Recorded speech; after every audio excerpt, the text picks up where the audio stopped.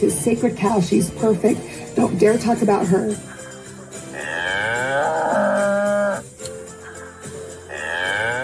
No, I don't.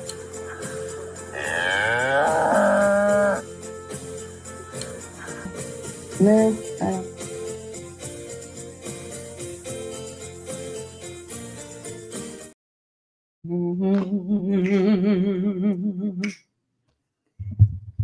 Hello, sister friends.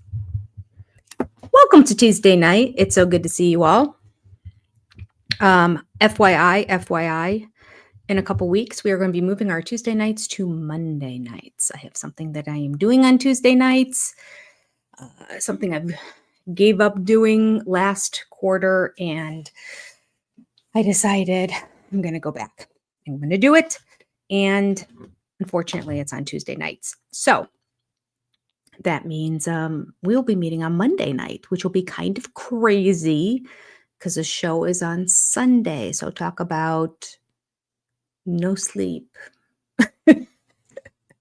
Because we stay up late watching it, at least if you're in the Eastern time zone.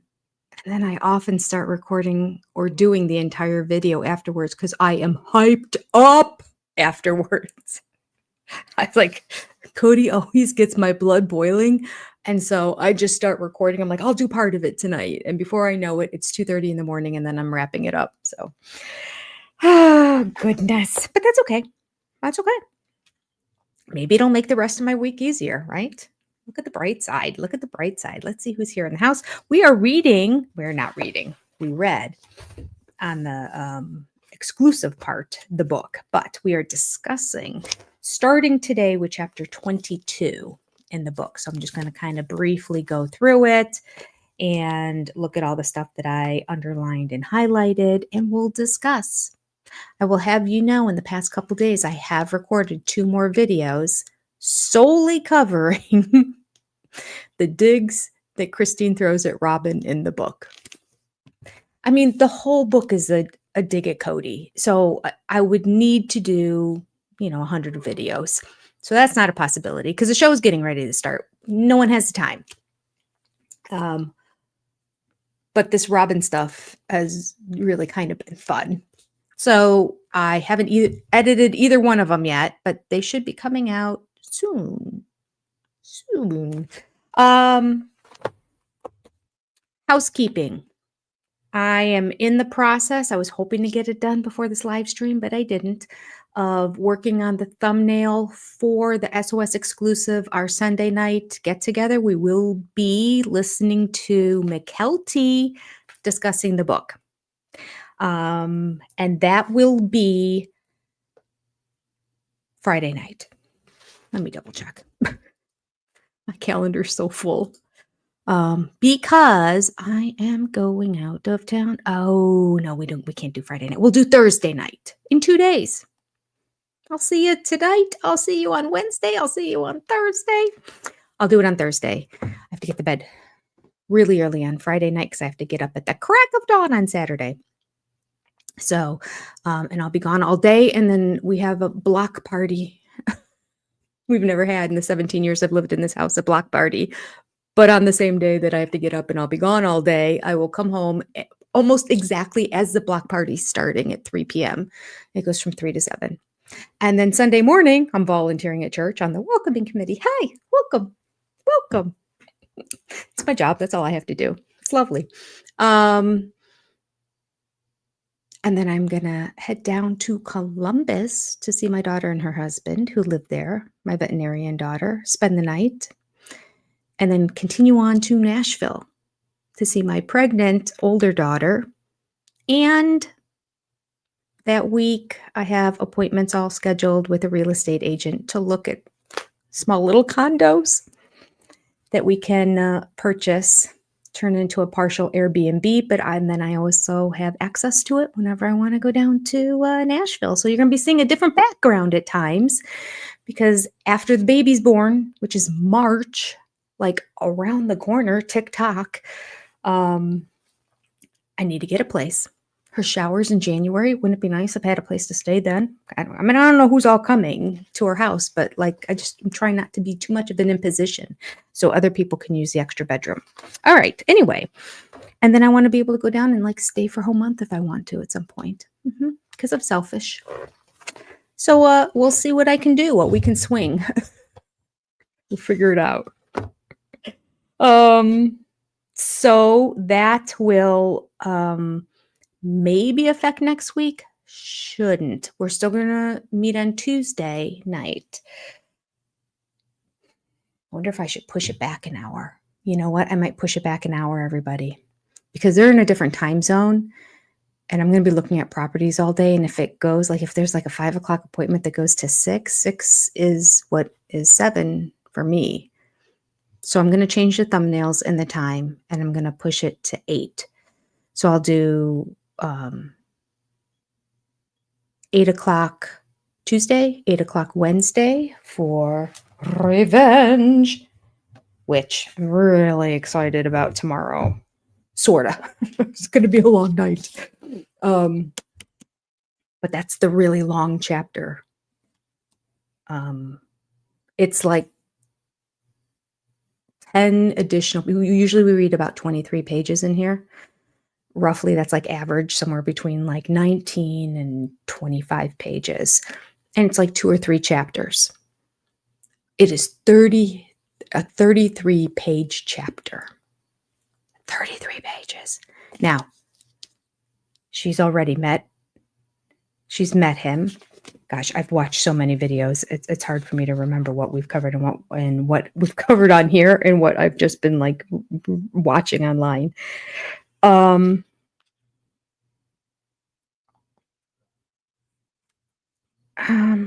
Is she engaged? Help me out, people.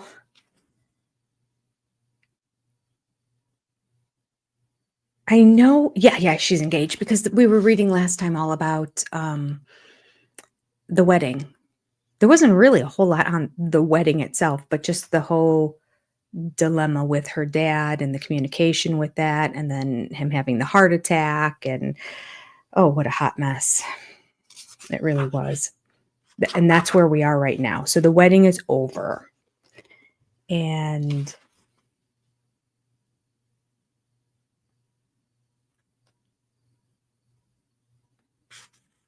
no, it's not. The wedding can't be over. Do we have the wedding? I don't think we had the wedding. We did. We brushed over it. I think this is all leading up to the wedding. What's wrong with me? At any rate, the next one is probably the wedding. It's called Tremors, the name of the chapter. So I have no idea what that means. We're going to find out tomorrow night. So that's 7 p.m. Eastern Standard Time.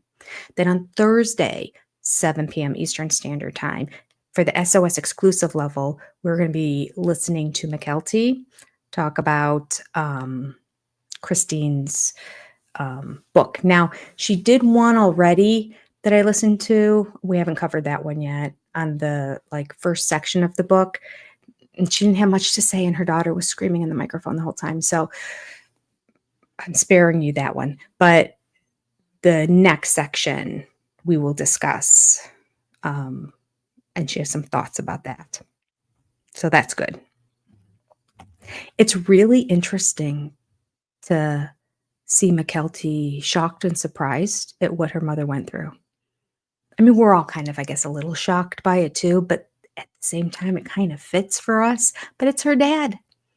And she thought of him as like the greatest thing in the world until just recently. So yeah, her eyes are opening up. It's really interesting. Okay, so then Sunday, nothing, because that will be my travel day. Sunday and Monday is kind of my travel day, split between it. And then I'll see you again on Tuesday night, and we'll be back here. And that still is before the show premieres. So we will probably be finishing up this book because I have a feeling we are not going to do it tonight. All right. Chapter 22, I Stopped Eating My Emotions, is what it started off with. Let me say hi to a few people here. See who's in the house. I saw Miss Lynn Skinner was in at the crack of dawn. Okay, maybe not that early.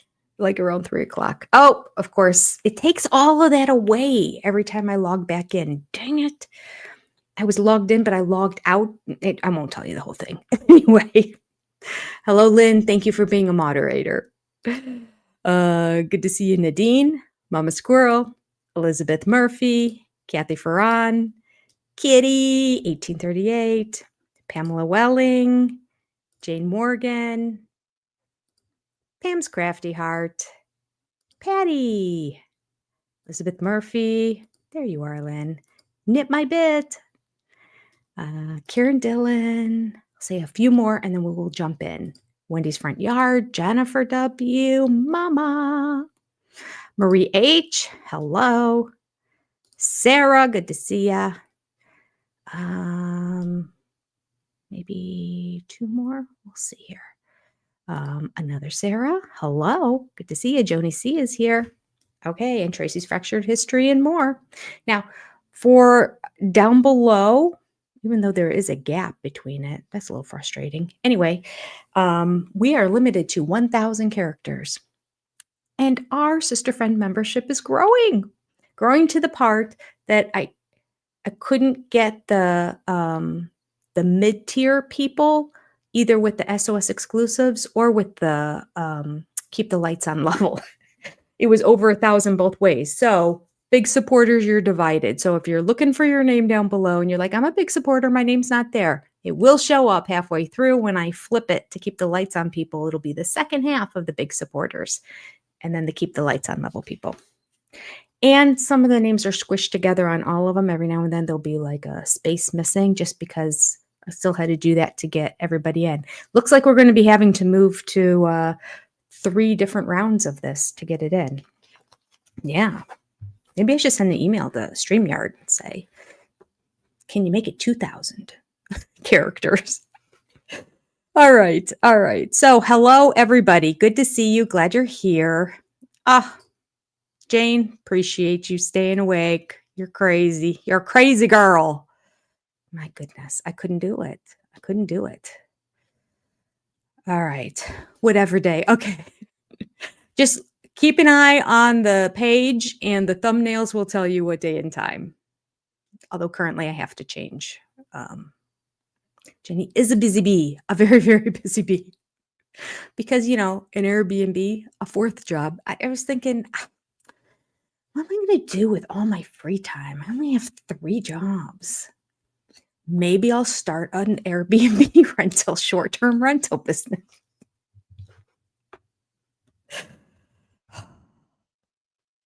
But there's another reason behind it. And so I am willing to do it to get a place to see my daughter whenever I want. Yes, we should do a retreat down sometime. Wait, Joni, are you in Nashville? I love Nashville. Maybe we can do a retreat in town sometime. Are you in Tennessee, but not in Nashville? I know there's a bunch of you. We've got Rhonda, we've got Doc Karen, we've got Belinda. We have somebody else more like on the west side, northwest side. I just can't remember the name. And I'm sure there's a whole bunch of others of you. And because I'll be going down often, I probably will. I'll probably just go like, hey, going to whatever for dinner or for lunch on a given day. Anybody who wants to join? Let's do it. Oh no, Joni, I did not know that. Oh, that's sad. Hi, Crimson Voice. Hi, Peach. Good to see you. Okay. I'm going to scroll down to the end so I can catch up with comments. Okay. I'm caught up. All right. Caught up. Candy. Hello. Okay. So starting with chapter 22, this book is good. This book, it not only surpassed my very low expectations, it soared beyond. This is so much better than I expected. I just am tickled pink at the content in this book. I feel like we could go back and reread it again and just get a whole bunch more stuff that didn't even catch the first time. It's just good. I mean, Sister Wife, a memoir of faith, family, and finding freedom. But it doesn't matter. Doesn't matter. Everybody knows who she is. People didn't pick up this book because they're like, oh, interesting. I want to learn about his sister wife. Now everybody knows who Christine Brown is. Right, that's in our world, we think everybody knows. Every now and then I'll run into somebody, they're like, sister, I think I've heard of that show. I'm like, oh gosh, okay. Oh, you're missing out. Okay. All right, let's see here. Oh, let me just read some of the stuff that I underlined here. When we moved to the cul-de-sac in Las Vegas, where 4 houses were within steps of each other, I thought for sure me and my kids would see Cody more. Janelle's kids would come to my house looking for Cody, and he wouldn't be there. We knew he wasn't at Mary's because they'd had a falling out.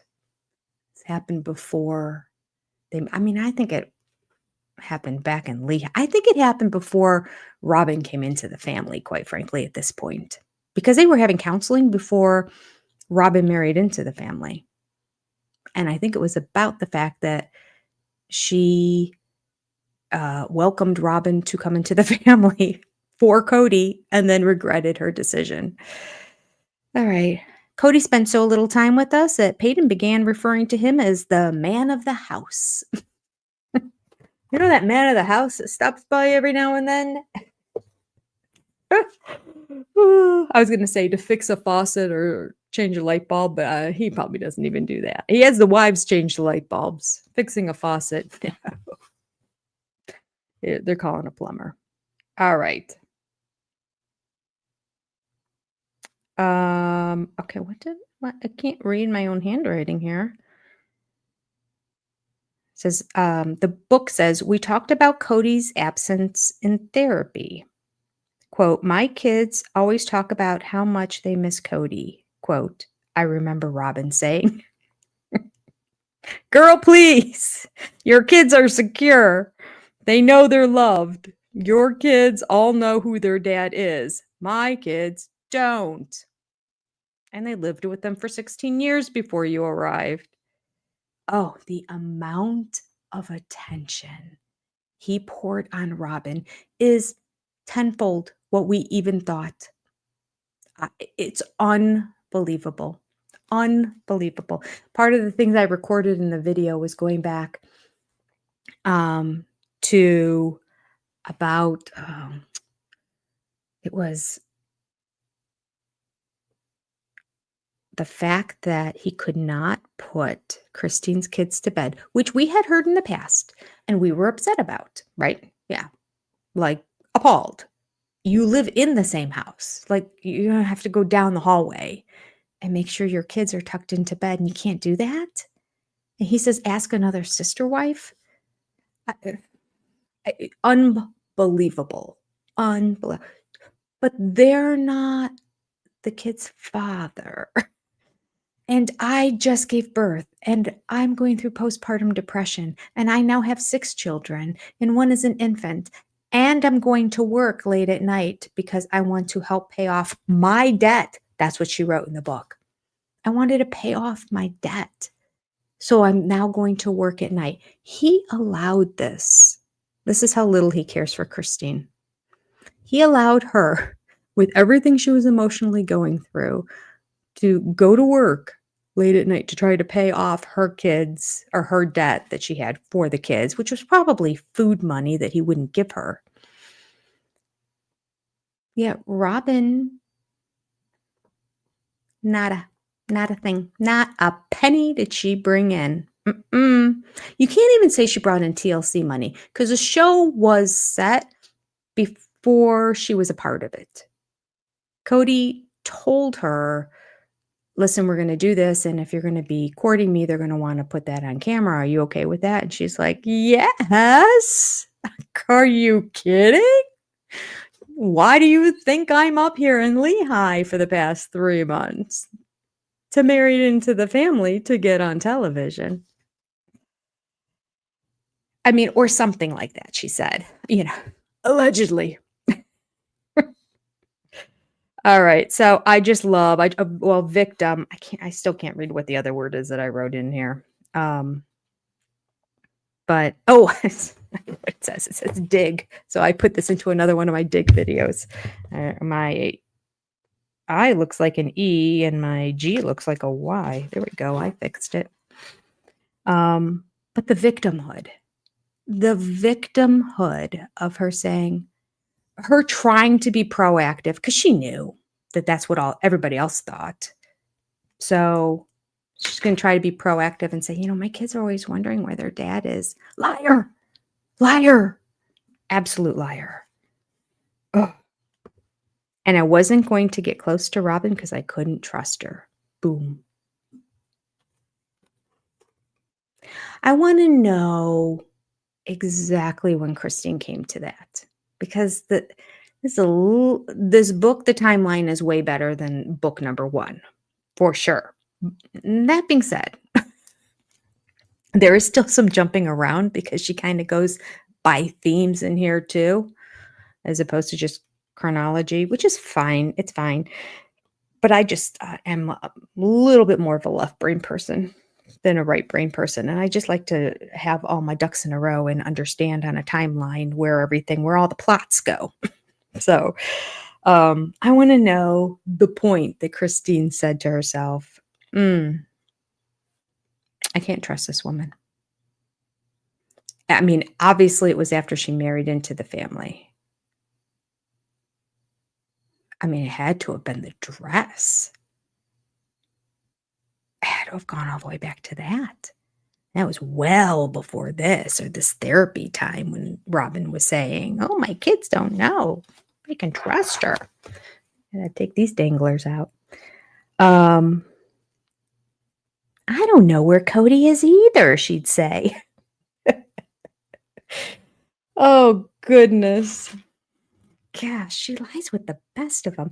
Unfortunately, she chooses to lie at things that can be proven otherwise. So she's not that bright, which we've kind of always said. She's street smart. But see, this should be a street smart thing. I think as somebody who's street smart, they learn they have to keep all their lies in order.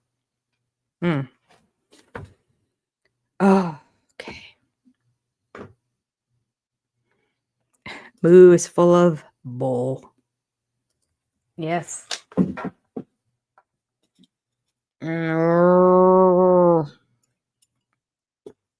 of bull and not so bright. She's not so bright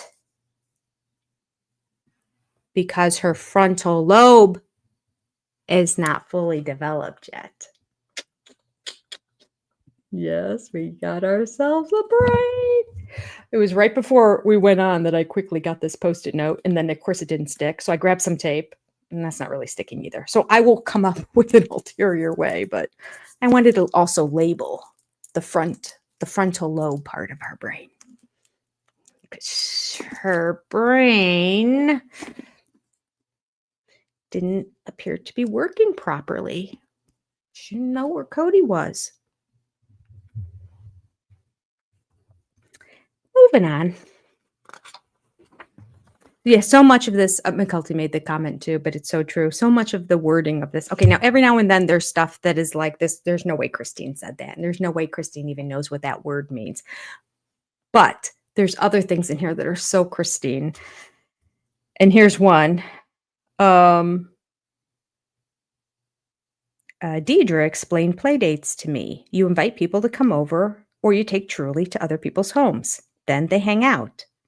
What? Rubbish. Rubbish is not a word I ever remember hearing her say, but she used it twice in the past season. When she was upset with something, called it rubbish. So I'm like, that's Christine's words. In part because of the new friendships and socializing, I also started to drink a bit more in Vegas. She does address a lot of drinking. Have we noticed? Has anyone noticed? I feel like that theme comes up quite a bit.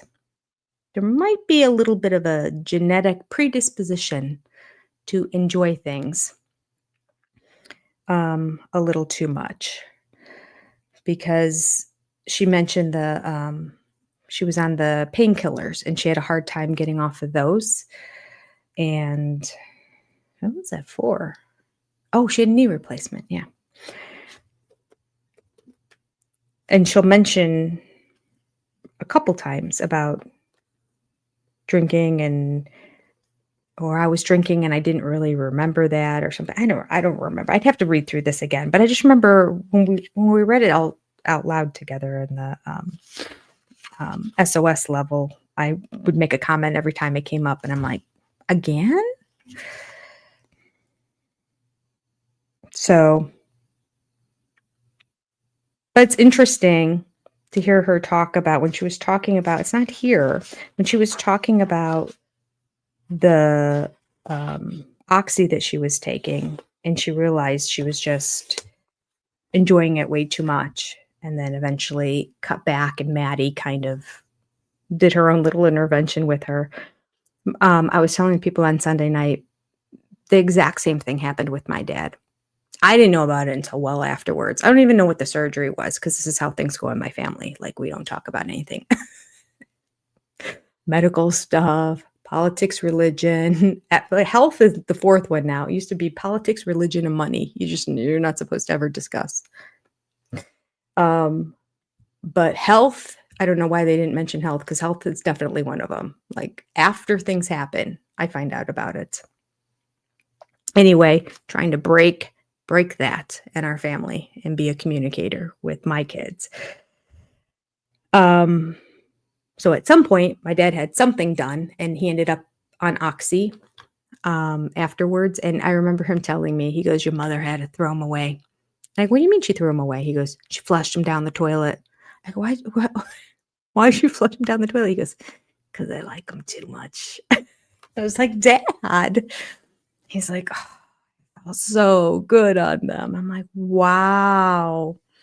So you're either predisposed to it or not, because I had it after my appendix ruptured, and I had that surgery, and it didn't do anything for me but make me dizzy. And then I had to take an anti-nausea pill along with them. So, all right. I wrote brave in here for Christine to come out and say her weight. I was just so happy and impressed, because we as women, we never want to share what our weight is with anybody. And in our minds, I think we think it is that we weigh about 10 to 15 pounds less than what the scale actually says. I sometimes get on it and I yell at it, liar. It's like my scale is Robin Brown. It's a liar. It lies all the time to me. Okay.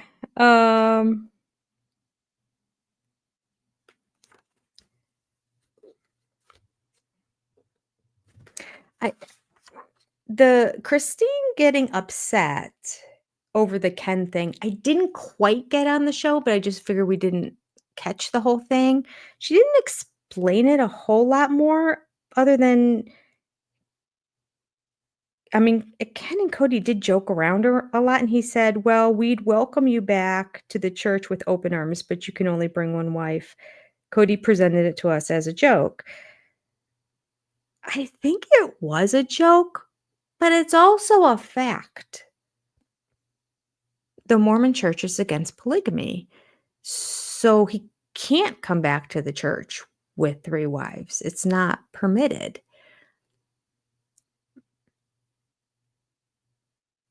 I don't know. I don't know. It was a big fight on the show, that I do remember. And then I remember Cody handling it terribly on top of it. The whole thing was just sort of a hot mess, but it blew up so much that I thought, I don't know. What do I know? I know nothing. All right. But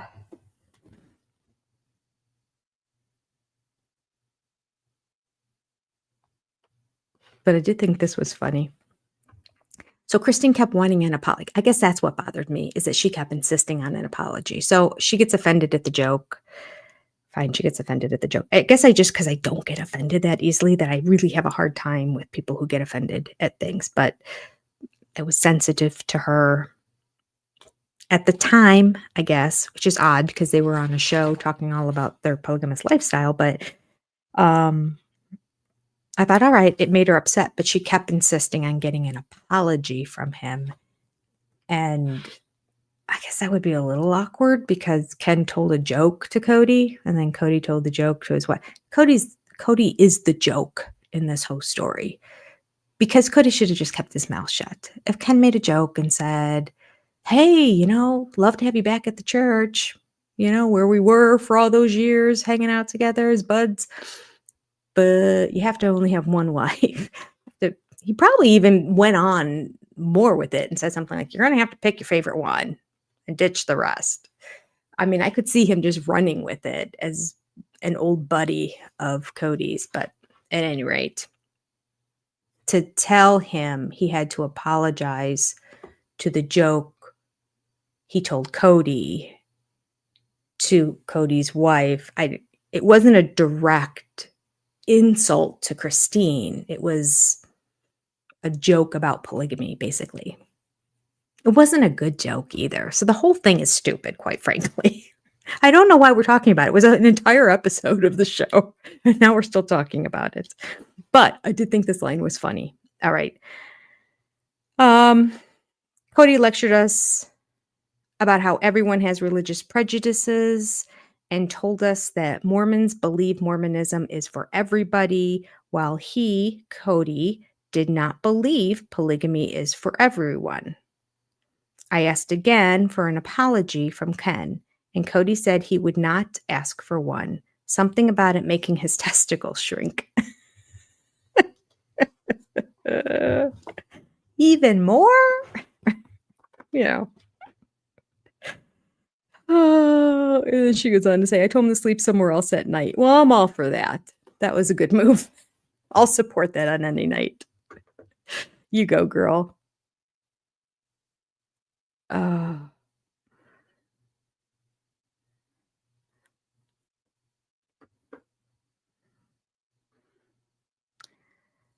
Okay. It's Timu teeth. Knit my bit. That's hysterical. I don't get the teeth. Oh, gosh. Oh, Lynn, you started with it. The king and his Timu teeth. Hi, Liz. Welcome. Hi, Lit Raiders, Ma. Oh, gosh. Okay. Moving on. We got much to cover.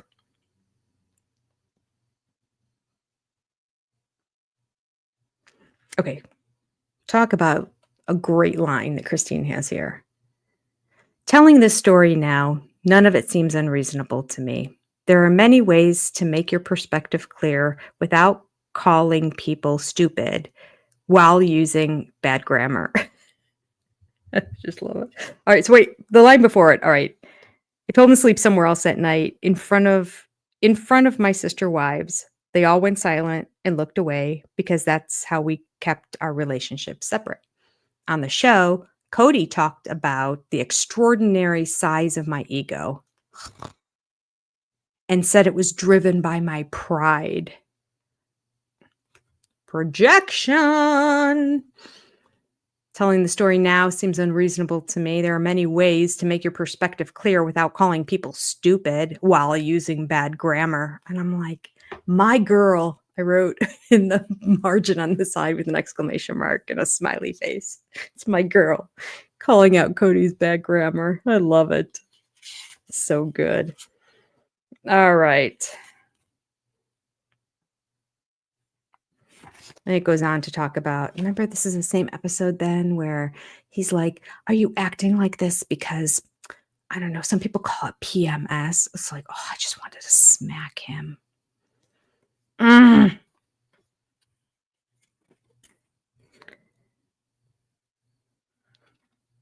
Okay. Moving on.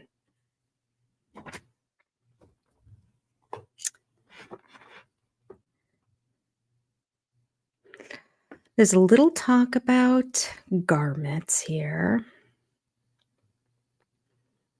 It says in Vegas, we didn't have a local church. We had truly baptized. We went to one more church service in Utah. Then things petered out. So they're in Vegas. They didn't have a local church. They go back to Utah for one more church service, get truly baptized while she's there. And And then things kind of petered out. Now, it's not like they never went back to Utah ever again. They did. But I noticed that Pious Robin never took her kids to get baptized. Mm-hmm. Yep. So important. Her faith is so important to her.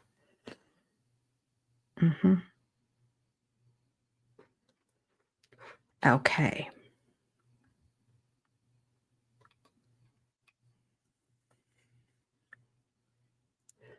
Then there's just talk about the different prophets and how they all have different rules, but their rules are supposed to be based on what God told them, so it makes it look like God can't make up his mind. I mean, everything seems like it's kind of confusing and sort of, are we not questioning this, people?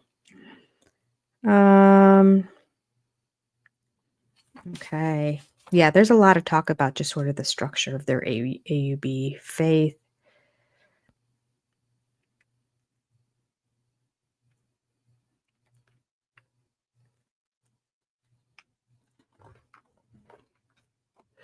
Now, Christine mentions that she started like falling away from her faith, and it's interesting because she said, I stopped teaching Sunday school, but they're in Vegas now.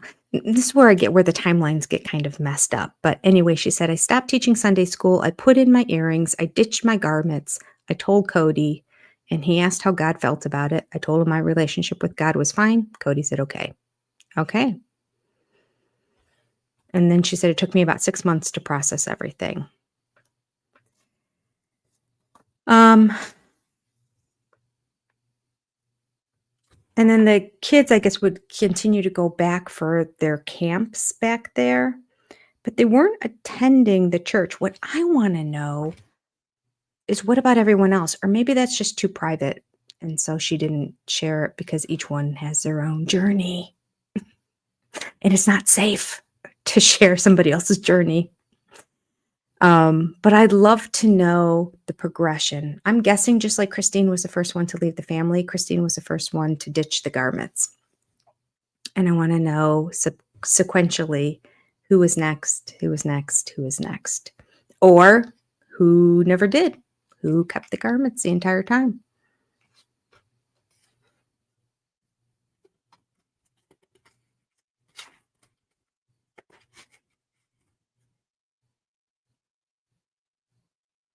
I like that she acknowledged that it's a cult, though.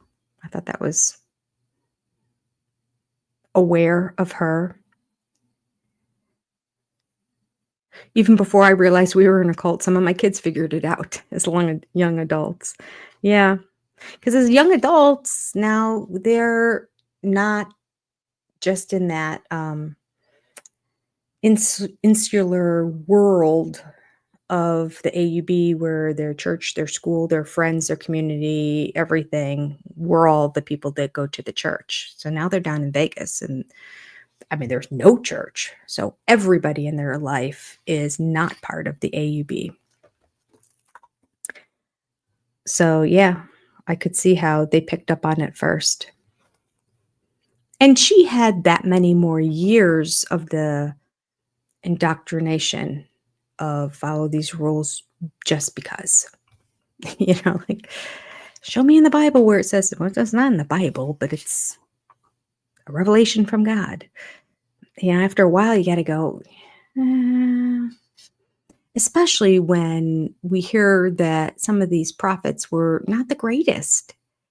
So trusting that they're the ones that heard from God and they're supposed to tell you what to do? I don't know.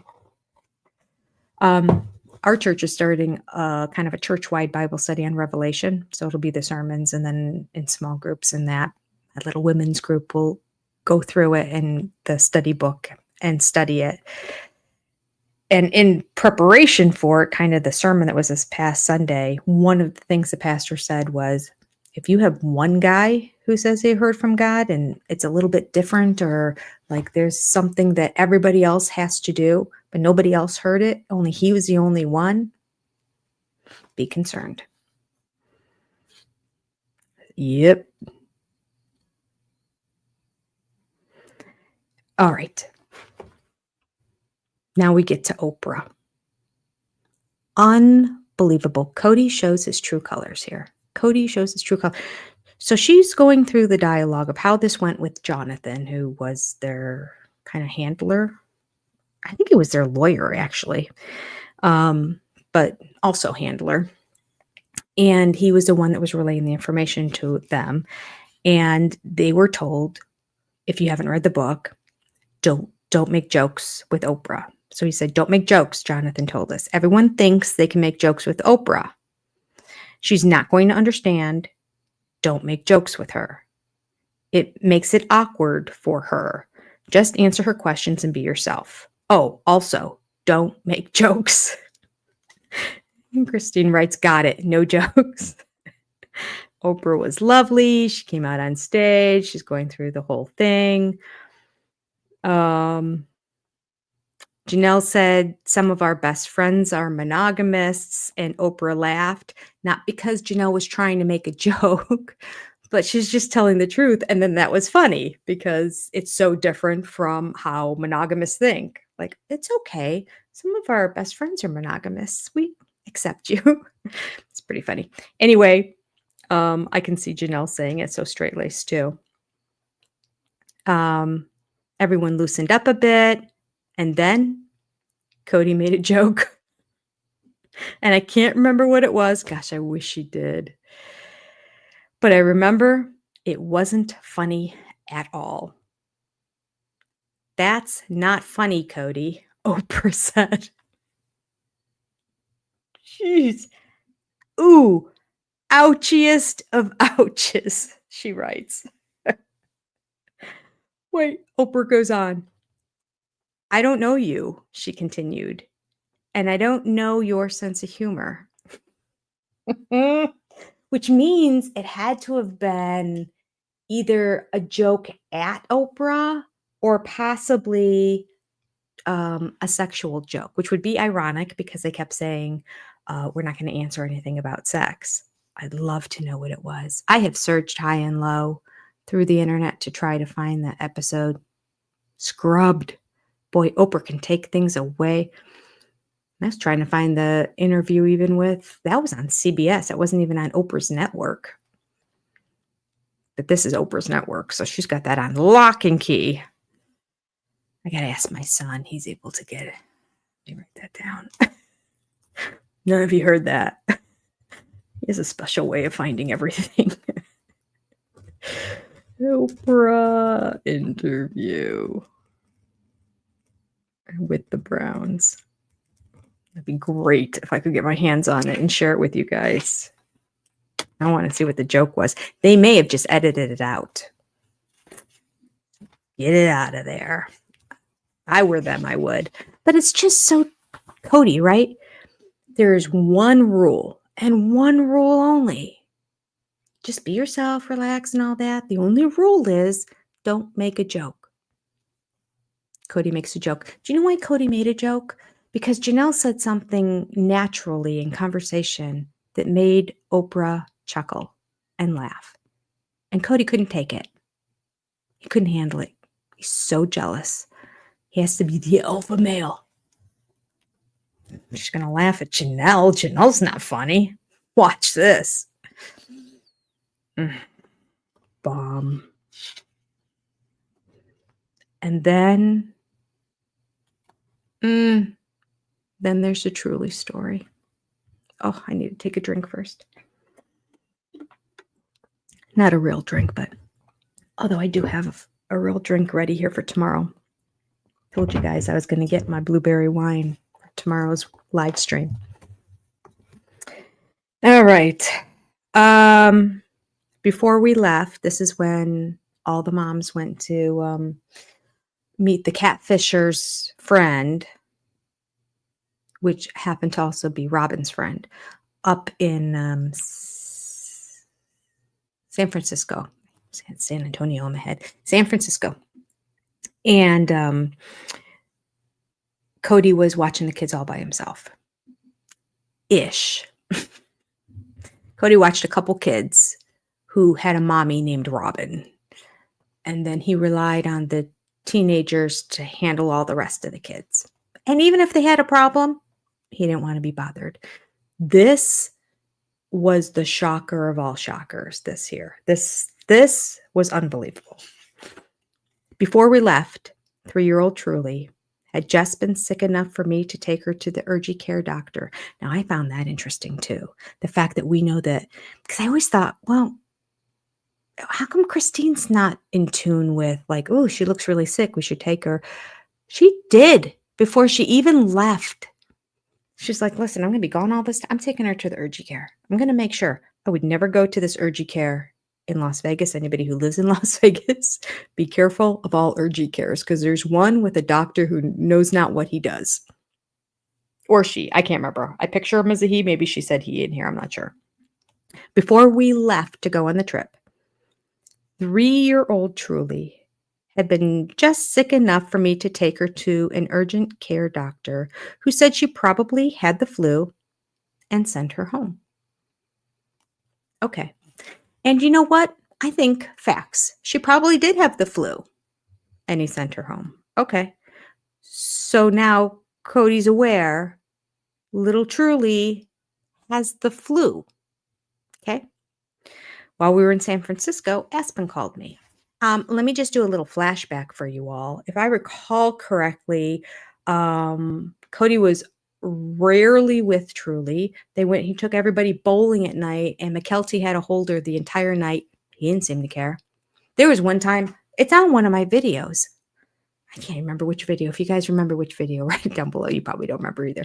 One of the videos, I spliced kind of that event together. Oh, it's the one where it's Cody showing his love for Robin after she falls off the four-wheeler versus how he showed his love for Isabel and Truly in their time of need, real need, and comparing the two, that video. So in there, you can see that they all go bowling, and the entire time, McKelty is holding Truly, just holding her and rocking her, and Truly is like out of it, on top of her. She's carrying her out of the bowling alley. That Truly didn't throw a ball. And cut to another time where kids are bowling, and Cody's sitting in a chair by himself, laying back like this, smiling, smack talking who's ever bowling out there. Not holding his 3-year-old daughter who has the flu. Not to mention, if she has the flu, she shouldn't have even been there. He should have just been home with her and told the teenagers, you guys want to go bowling? Fine. I'm going to stay home with the little ones. That's what am I talking about? That's so beyond what he should have done. It would have never happened. But anyway. So, and in the same episode, before he realized that, boy, she's really sick, he had her outside in the sun, summer sun in Vegas at the neighbor's pool. Yep, poolside. In fact, he was sitting in the hot tub at the one time. Gosh. Could you imagine if she actually put her feet in the hot tub next to him? I can't even remember. Gosh, I hope not. If he did, I didn't catch it. But I know she was out there, out in the sun with everybody. Okay. What do you do when somebody has the flu, people? Give them drinks. More than anything, yeah, give them drinks. You keep them hydrated. Okay. So let's go back. Aspen calls Christine. Quote, Truly is sick, she said, sounding panicked. Like really, really sick, and I don't know what to do. I called Cody. Oh, this was not on the show. This was not on the show. And we're going to learn something else later. Hang on to that thought. I called Cody. The girls are there, he said. They can take care of it. This is where violence is starting to overtake my mind. I just can't even. Christine, thank you for sharing the true side of Cody. Cody, I really need you to help with Truly, I said. Cody's response, I have a lot to take care of at Robin's house. I remember him saying, I'll see what I can do. Awesome, thanks. That sounds so much like Christine. Okay. Where did he say he had to do laundry?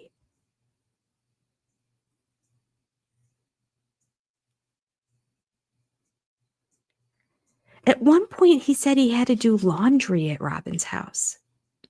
I have a lot to take care of at Robin's house. Did she say it on the audio, but not in the book, maybe? Because it's not here. I swear he said, I have laundry.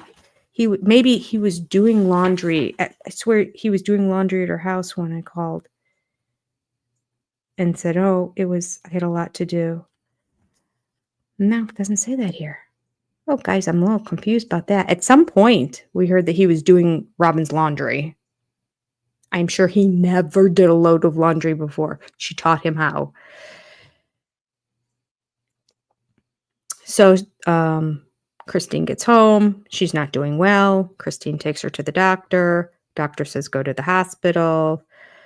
They admitted her to the hospital, and I stayed there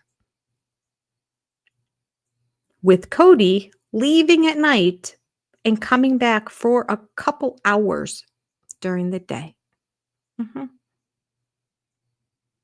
Why? Why, Cody? Why couldn't you stay at the hospital with your little 3-year-old girl that they didn't know if she was going to make it? He had to go home. Spend the night with Robin.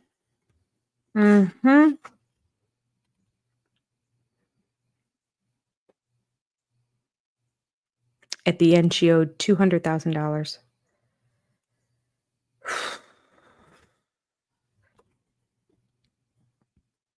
Didn't she say there was a $50,000 deductible?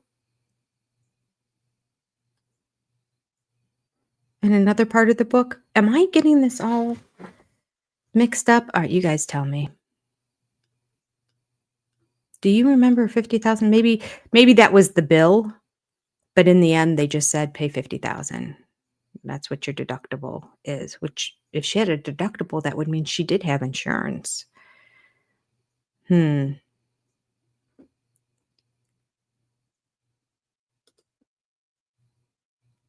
Was he overseeing the laundry being done? Is that what he meant? I don't know. Do you guys remember laundry? I swear I remember laundry.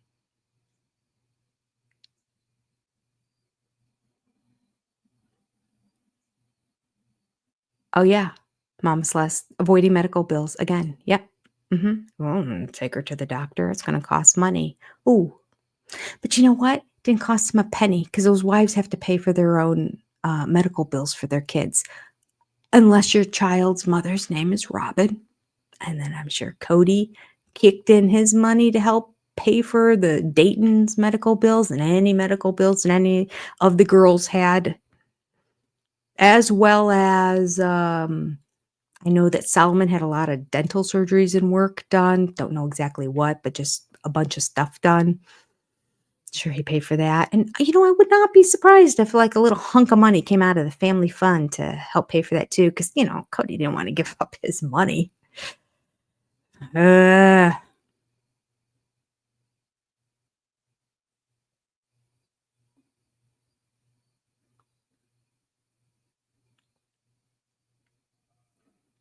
Yes, she did say it. She asked if he would go over and he said, no, I'm at Robin's doing laundry. Yes.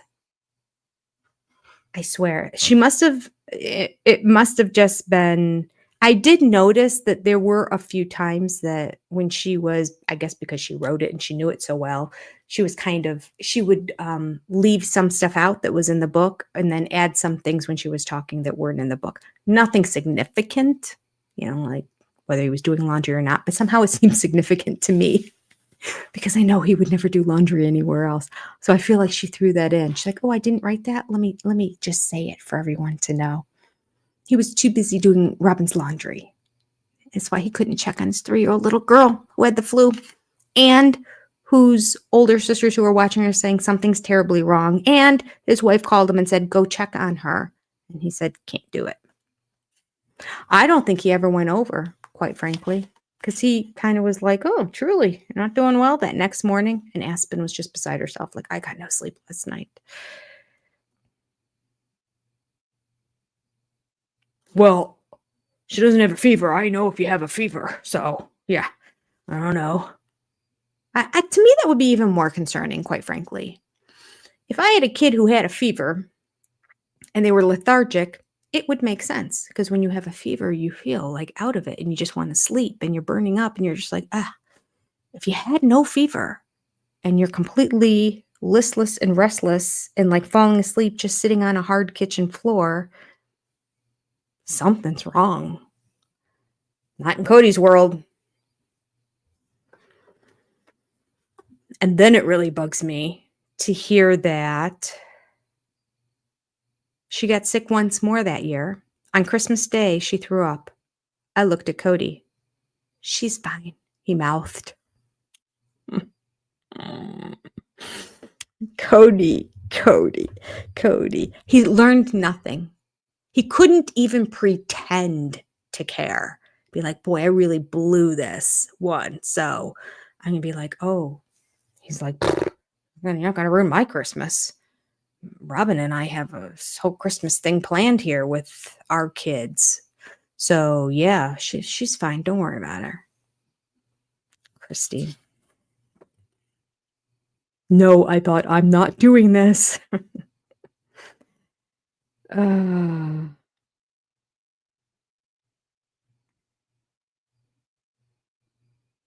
I thought this was interesting too. Okay, so this is the part that I said I'll get to that later. I needed your help, I told Cody, referring to the moment when Aspen had called me in a panic. This is when they're on the couch interviews. She said to him, I needed your help. Oh, here's the laundry bit. Okay, here we go. As always, we talked about our experience on the set. I needed your help, I told Cody, referring to the moment when Aspen had called me in a panic. He said he had been doing laundry at Robin's house. You were going to let our daughter die because you were doing laundry for Robin, I said. I felt like we were last on the list. Cody got so mad he asked the crew to turn off the cameras because he knew just how bad it sounded. Not just sounded, Cody. That's how bad it was. It's terrible. Terrible. Horrible. He hadn't been there when Truly and I needed him desperately. We are not filming this. We are not filming this, he said. Come on, turn off. I confided in Robin about it later. If Truly had died, I would have left Cody, I said, because she didn't matter to him. Because he was more focused on doing laundry at your house than helping our daughter. Facts. Facts. Robin was beside herself. She was horrified at the idea of me leaving over the surgery. Breaking up over the death of a child doesn't make logical sense, but I think she understood that in the situation. I think that she understood that in the situation it did because Cody wasn't there for Truly. He wasn't there for me, and he wasn't there for his oldest daughters who he left to deal with this scary situation. It's going to be in another video because I have dig written on the side. Robin told Cody, who got mad at me for talking to Robin about it, rather than apologizing for not being there when we needed him. That was the last time I opened up to Robin. I felt she betrayed my trust by telling Cody something I had said in confidence. All right. So when she said, I can't trust Robin, well, let me tell, I just want to know which is the first one. She has so many examples of situations and times when Robin did her wrong. My goodness. Okay. Unbelievable. I hit the chat here. Oh. He's a liar, liar, pants on fire.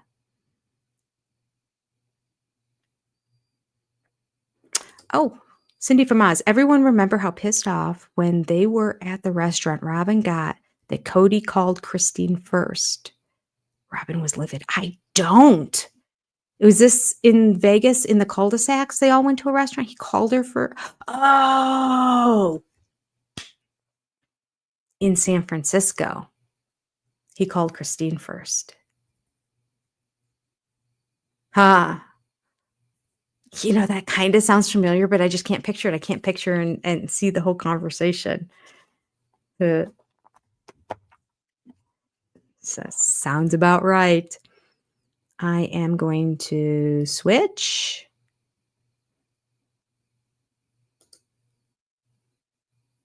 Here's the rest of our big supporters. And now our Keep the Lights On level people as well. And as part of the big supporters and SOS exclusive supporter level,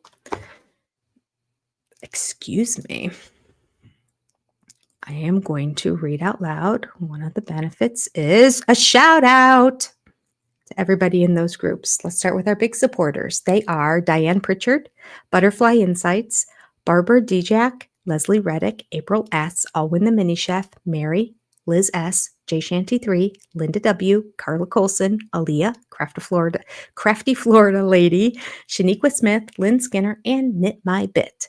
And our exclusive SOS supporters are So Cali Surfer, Jane Morgan, Oceanborn, Lisa Ochino, Heather Green, Amanda Scott, Joni C., Carita 30, that's 30 with an accent. I don't know why, because the name sounded like it. I should give it an accent. Carita, that's a pretty name. Little Miss, Linda Merman, Lisa Gasca, Black Swan Gothica, Holly Jones, Joni C615, Anonymous, Sharon, Echo Gilman, Christine Werhope, Lean, Libby Sher, Birdie K, Living an Eclectic Life, Cindy Gregory, Laura McWilliams, Dee Dee, Steamfrog99, Julie Hornberger, J. Lou, Jennifer Harmon, Carol Annie D, Marie Lingham, Evie, Steph Stevens, Stacy G, Karen Perk, Vanessa, Shotzi's Peace, Tammy G, Marcia Cooper, Diane Almeida, Farron, Kendra MP, That's My Shoe, Amy D, I'm Your Huckleberry, Libby Sher, Lindsay B, G Kitty 52, Lisa, Sochitel El Maria, Tracy's Fractured History and More, Alexandria Swan, Shanna Banana, Rain Lady, Sarah Lewis, Marie Crab, Waldo's Mom, Lisa F, Danny Towns, Ms. Lita, Ladybird's Mom, Donna Redmond, Jessica Denham, Kaylin, and Alyssa 1704. Thank you, members. I appreciate it. And thank you, all of you. Keep the Lights On level supporters as well. I appreciate everybody who is here, everyone who watches my channel, all the people who are members, everybody. I love you all. All right, we are moving on to chapter 27. I really don't know how many chapters we're doing tonight. I said to third, I don't know, what did I say? I was going to do it to like 31, I think, because the last one went to 21, but we'll see where we get to. Let me get back to the comments. Marie, I would have left him after that. You know what? There was that one interview that Cody had just recently. I don't know if it was this season or last, where he said, Christine has never forgiven me ever since Truly got sick.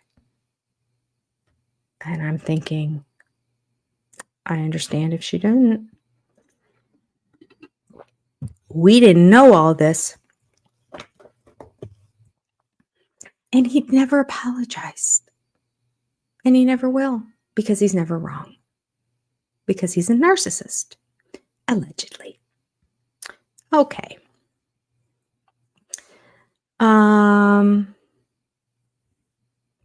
This was insightful.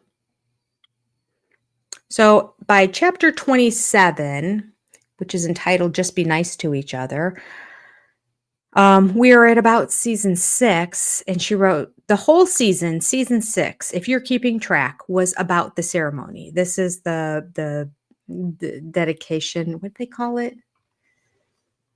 Not a dedication ceremony. Recommitment. It wasn't a recommitment ceremony. celebration of life. Something like that, though. Anyway, you know what I'm talking about. Ad nauseum. That was probably the most boring season of all. Was that 6? I dread it when we get to season 6. We'll put it at like 1.5 speed. Blow through it. Just a lot of them talking about what is their mantra, what is their motto, what do they believe in, and on and on and on and on, and they'd fight about it and all that. I'm like thinking, this is not working, people. Look at what's happening here. Get y'all together before you have this ceremony. But Robin needed her backyard done and we needed a reason to do it. So let's do this ceremony. In my opinion. All right, so the whole season 6, if you're keeping track, was about the ceremony. So week after week, they filmed us discussing what was important to our family. None of it lined up with real life. Yep. I would have to say that in so many of the couch interviews and the one-on-ones at the end, you could say none of this lined up with real life. None of the stuff that came out of our mouths is truth. For being a group, like it's based on a group that's supposed to have this extreme fundamental faith. That they would lie so much on the show is baffling to me. Right? Am I crazy? Maybe I'm crazy. All right. This whole bad sister wife, good sister wife stuff makes me want to vomit.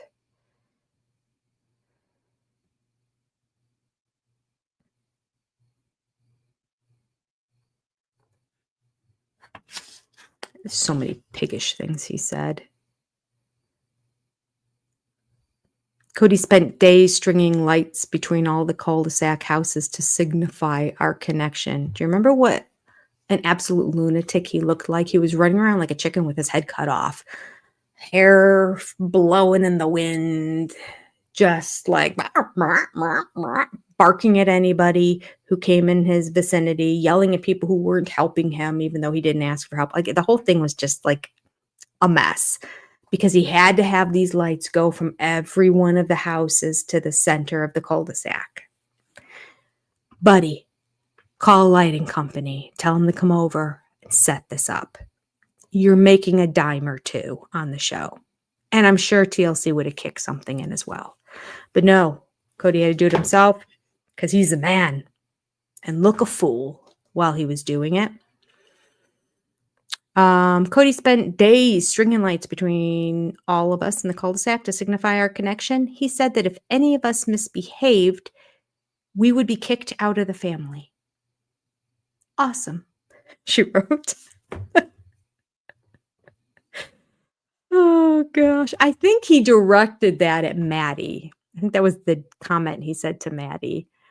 If anyone, because she was like speaking up and saying, what if we don't sign it? And if anyone misbehaves, you're out of the family. I remember some of the moms were like, okay, well, he didn't mean that. Let me translate.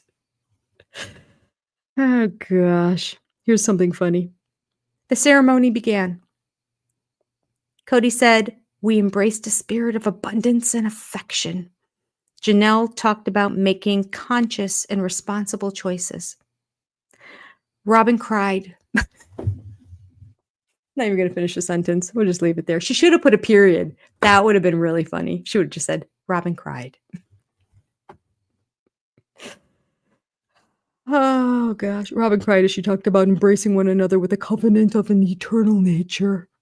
Blah, blah, blah, blah, blah.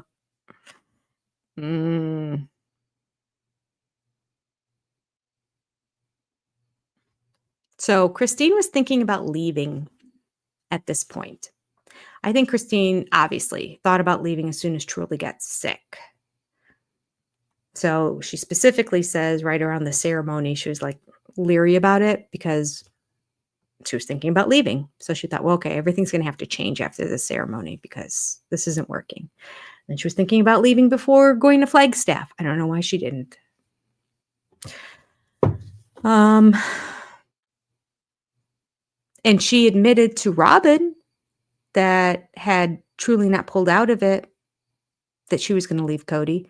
So that means the 10 days that she stayed at the hospital and didn't come home, I think she stopped in once to like change out the suitcase to get other things and that, say hi to a kid or two, and back to the hospital she went. During those 10 days, what was I talking about during those 10 days? I've forgotten. Oh, during those 10 days when she was sitting there hour after hour after hour, looking at little Truly in that bed, helpless, she thought about leaving Cody. So we know for a fact when Truly was 3, she thought about leaving him. I don't think she thought about leaving him when Truly was born, before Truly was born anyway. She still loved him. She still loved him when Robin came in the family, and that's why it hurt so much. That's why she didn't like Robin. That's, Robin was upsetting the apple cart. So she was still in love with him. I don't know if she wasn't at all thinking about leaving at that point. But in that 3-year period of time after Truly was born, before this incident, were there other times she thought about leaving? I'd like to know. Again, if I could do a follow-up interview, that would be one of my questions.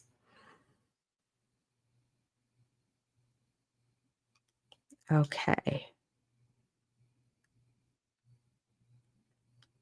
Let me scroll ahead because there's so many comments as you guys are chit-chatting away. Sorry for singing. It's such a boomer thing to do, my son would say. All right. Oh, look at you, Lynn. Thank you. Yep. Robin and her phony tears. I can't remember what phrase I used, but when I was recording the video yesterday, I was saying, instead of fake tears or Robin crying or Robin fake crying, I think I just started saying, I'm just going to start saying when Robin acted like a baby. Because that whole baby child, that toddler baby age, sometimes they're real tears, sometimes they're not. Sometimes they're crocodile tears that they learn to do to get what they want.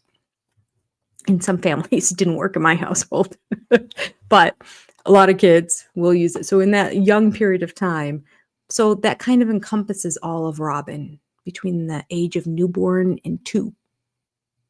Just acting like a baby. Just going to say that. All right. So they did the sand pouring ceremony at the thing, and in the middle of it, she thought, this is ridiculous. I love it. That's so good. She has so many good little lines in here. I set down my little container after adding my sand to the mix. I'm not even going to be staying, she thought. And that thought came out of nowhere. The kids told us what it meant to be our children, then gave us roses. We planted the family tree. Cody's lights sparkled over the cul-de-sac. We danced. 2 weeks later, my little container tipped over and broke. This is a great last line to the chapter. So good. So good. All right. All right. We get into the whole mantra, and I'm not going to read through any of this, but again, over believing that to be a good sister wife, you have to sacrifice and suffer. It's so sad. Just to have a religion that teaches you sadness and celebrates it. It's crazy to me. All right. She goes on. Oh, this is when she talks about tearing her meniscus, ACL. Cody brings her pain medication. She said, what are the instructions? I don't know. There you go. Again, I want to smack the man. Zero ability to care for anyone except for himself or the person he's sleeping with, that he wants to be sleeping with. Mm.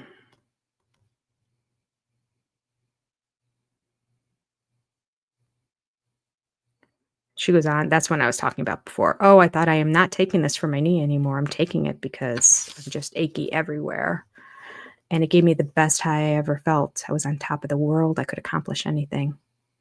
That's kind of how my dad described it too. Gosh, never happened for me. Which I guess I'm glad, because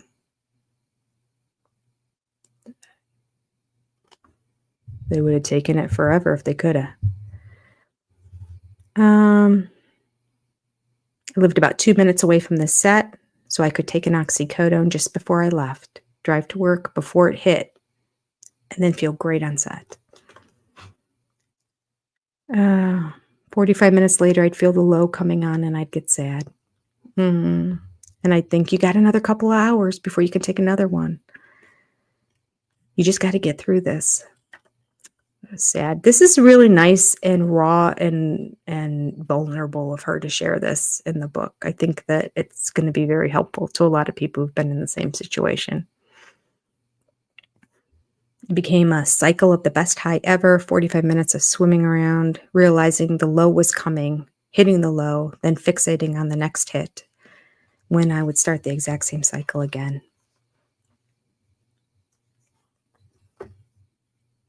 I couldn't even think clearly enough to get myself out.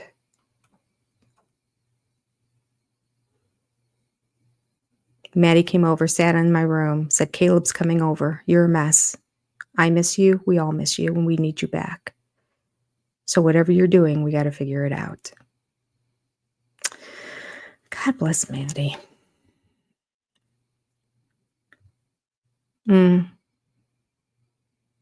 So she pretty much phased herself off of it, but then she said afterwards, I still felt unbalanced for maybe 6 months. After that, I didn't feel like me, and all I wanted was oxycodone. I couldn't get it, and that made me angry. I knew I would never feel that high again. This is very unbelievably raw.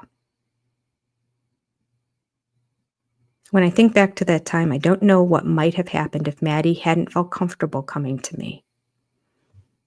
If we hadn't had all those years of sitting on the couch and talking about everything from lost teeth to first kisses. And I don't know if I would have been strong enough to get out of it if I hadn't already discovered that I love myself enough to want me back. Isn't it interesting? Maddie's the one, not Cody. Maddie's the one that felt comfortable enough going to her and talking to her. I bet Cody didn't even notice. He was probably completely unaware. Actually, he was probably like, get her more. She's in a good mood when she's on this stuff. That's probably what Cody thought. Oh, boy.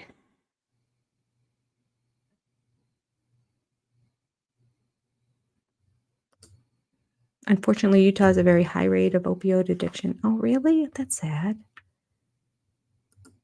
That's a good question. It only lasts for 45 minutes?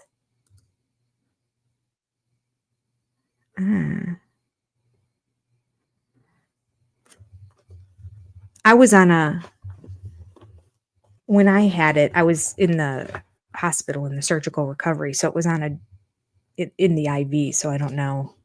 I feel like I was on a constant. All I know is every time they just come in and say, do you have any more pain? They never said, do you feel happy or good?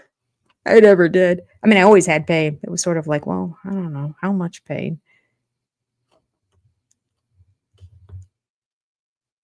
Oh,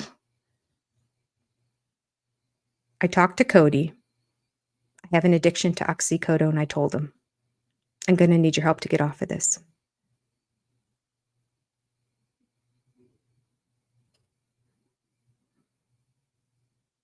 So that was the involvement of Cody. That was it.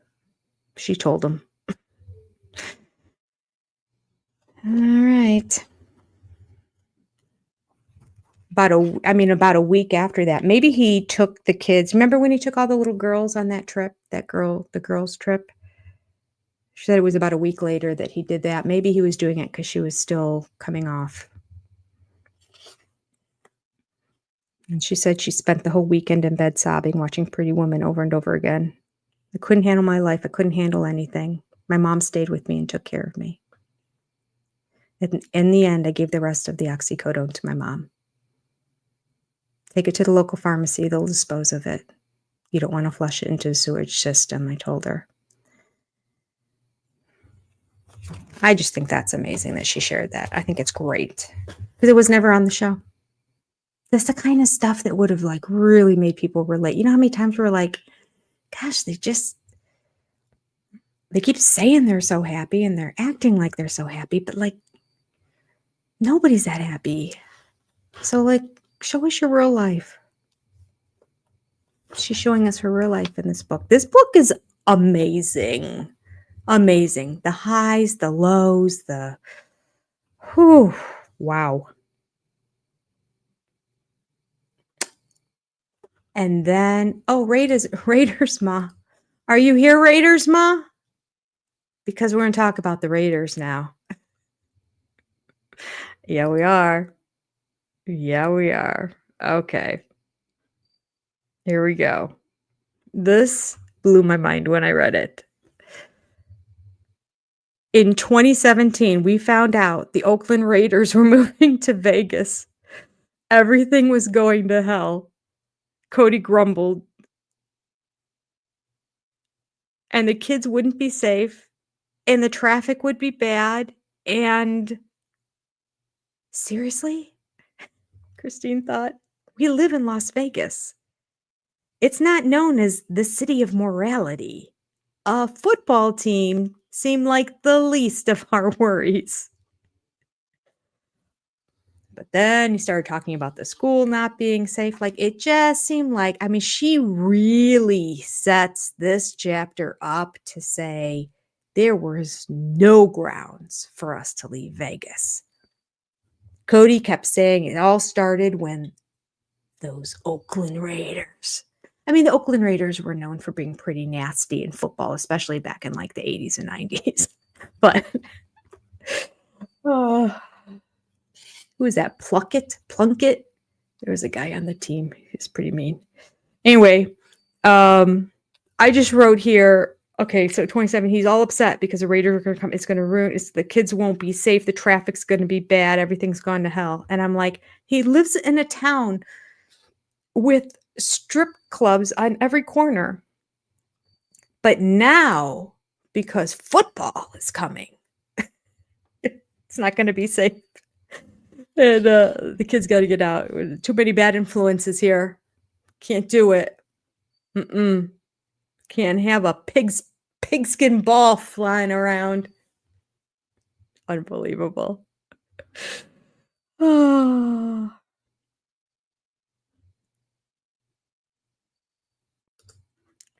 My dad used to call them. Yeah, they weren't a very nice team.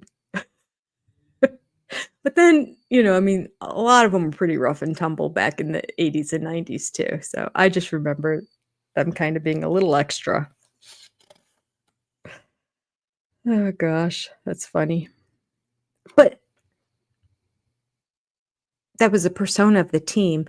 And then the team moved to Vegas and they don't at all have like a, we're going to rip off your head and shove it up your attitude. It's just like a normal football team.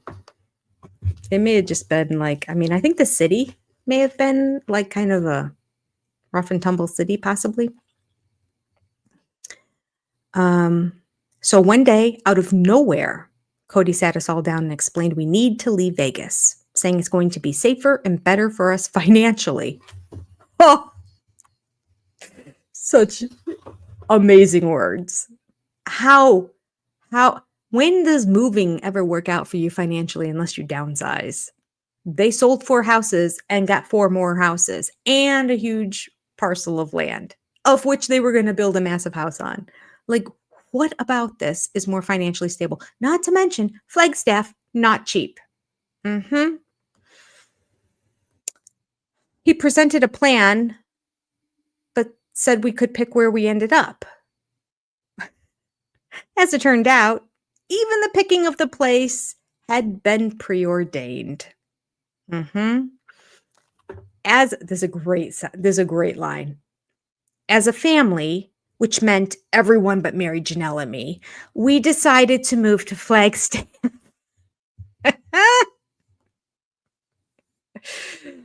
All right, I remember thinking, I guess that's what we're doing. How could you be so passive, Christine? Oh, after the Truly situation, I would have gone up to him and said, I am HBIC right now. I'm going to sing like a bird and let everybody know this was all on you, whether you believe it or not. I'm going to say it. I'm going to say it exactly as it happened, and we'll let the public decide. Would you like that? No? Okay, I'm calling the shots. And I would love it if Christine and Janelle would have said, we are not going. Go ahead and go. We're not going. What would they have done? He wouldn't have gone. He would have been so angry. Would have been good. Would have been good.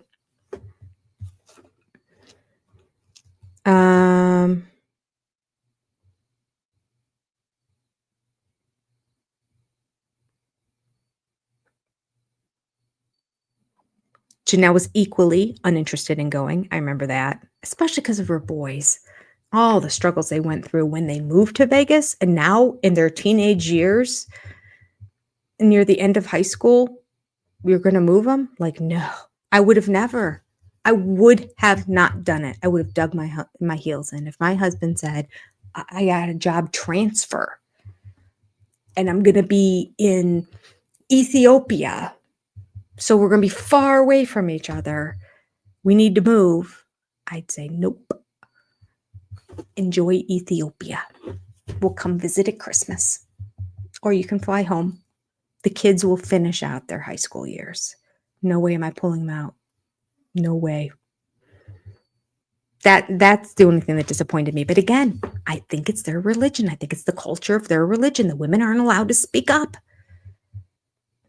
Unless your name begins with an R. And the fact that it was even a thought in her head, because it goes on to say, I hadn't realized how independent Janelle was until we moved to Vegas. She traveled by herself. She made plans with her kids without worrying about Cody. I let him know if he wants to come, he can. When Cody started talking about moving, she had other plans. Why don't we stay here? She asked me. There you go. There's the opening. Oh, I wish. These would have been so different. For all the kids. Janelle had stayed behind in the past, waiting until we all got settled. We could keep our kids in school. I could be near Aspen and Maddie. I could be there when the kids went to college. For a moment, I thought, why don't we stay here? Why just a moment? Why just a moment? Even Aspen said it on the show. But why? Why Flagstaff? Why? I don't understand. And she never had a good answer. She said, but I couldn't split up the family. Yeah, you coulda, because almost the whole family would have been with you. It would have been Cody, Robin, and her kids. So you wouldn't have been splitting them up. They would have been splitting up by leaving. I mean, I couldn't split up the family. I believe this was my kids' best chance to have a good relationship with their dad. Oh my God. It ended up being an utter nightmare. At that point, Cody was saying, I don't care where we go. We just have to get away from the Raiders.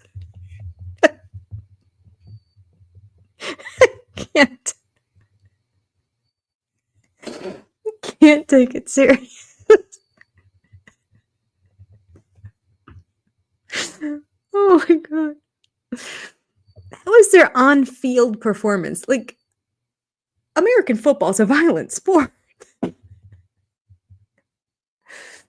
It's sort of like part of almost a feather in your cap to be the really tough team. Like, I remember just not liking them, but then I was a little girl who watched football all the time. So I'm not going to like the teams that are like kind of nasty. I like the ones that had feel good stories. This guy used to left football and went and signed up to be a Marine for 4 years and then came back and is playing football again. I'm like, oh, this one just had twins. Oh, I like those stories. I still like those stories. The Raiders aren't in our division either, so we don't hear much about them. So I guess the only thing we would hear would be the negative stuff because we don't hear the day-to-day stuff. I'm sure they had the feel-good stories too. Okay. I don't care where we go. We just have to get away from the Raiders. This is so good. My kids should all be Raiders for Halloween one year. It seems it would be terrifying. Anyway, Cody kept throwing out Flagstaff as a possibility. So great. What is the scariest Halloween costume you could think of? I can't think of anything worse than the Raiders. It's got to be the Raiders. Isn't there the Raiders, they changed their whole persona before they even moved. Their quarterback was a really strong Christian guy. Do you remember? Can't remember his name. But I know he was outwardly professing his faith, very strong Christian man, the quarterback, the leader of the football team. That's who Cody did not want to come to Vegas. Carr, that was his last name, Carr. Derek Carr. It's coming back. Part of my brain works at times. Not always my frontal lobe, though. The rest of the brain. The temporal, the parietal, the occipital. It's vision. Okay. All right. Okay. I apologize. Let me take a look.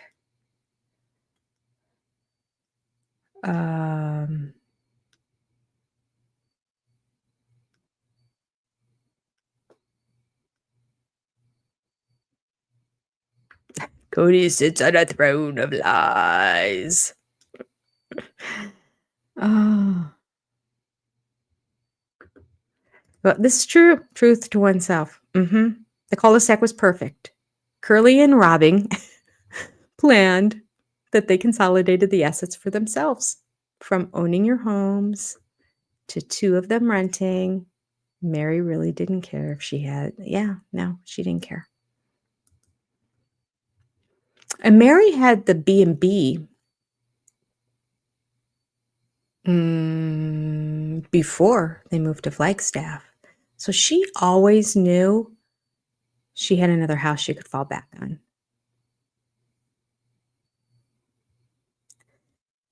Boy, if she would have had a little bit of foresight, and she couldn't because she was the deepest in the cult and the most brainwashed by Cody.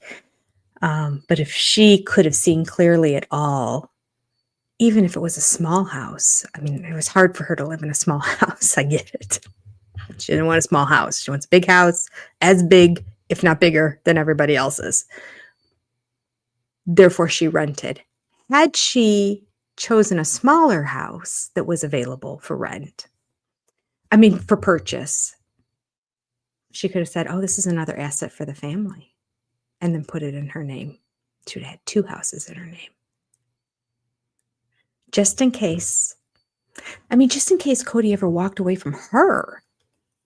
He cut her off for the past decade. There had to have been part of her brain that thought, one of these days, is he just going to say, forget it altogether? And he did 7 years into, not at the beginning. That's when she needed to buy it. It was 7 years prior when they first got there. Can you imagine how it would have appreciated? And if I were her, I would have been like, I'll take the house. Oh, and the land. She only had 2 acres of land, so that's all she would have gotten. But her name was on the 2 acres, so she could have taken the house and the 2 acres of land, and she would have been ahead. She would have been ahead. Because those properties were so big, she would have had 2 acres of land on whatever house she bought. All right, I'm just talking hypothetically here. No reason to talk about what they should have done. They didn't do it. It is what it is. Moving on. All right. And then we get to another ring situation. The ring. Oh, goodness. Christine had been asking him. Let's see if I can get to the beginning of this.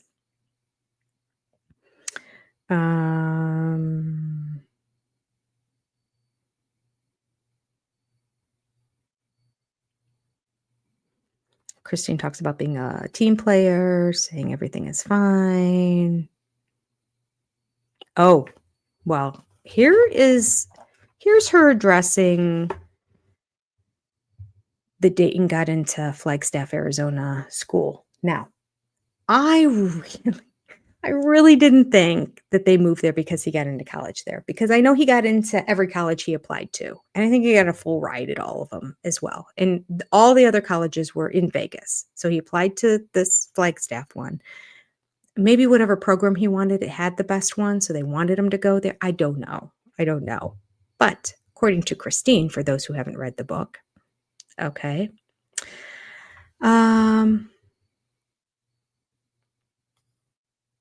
About a month after we moved in 2018,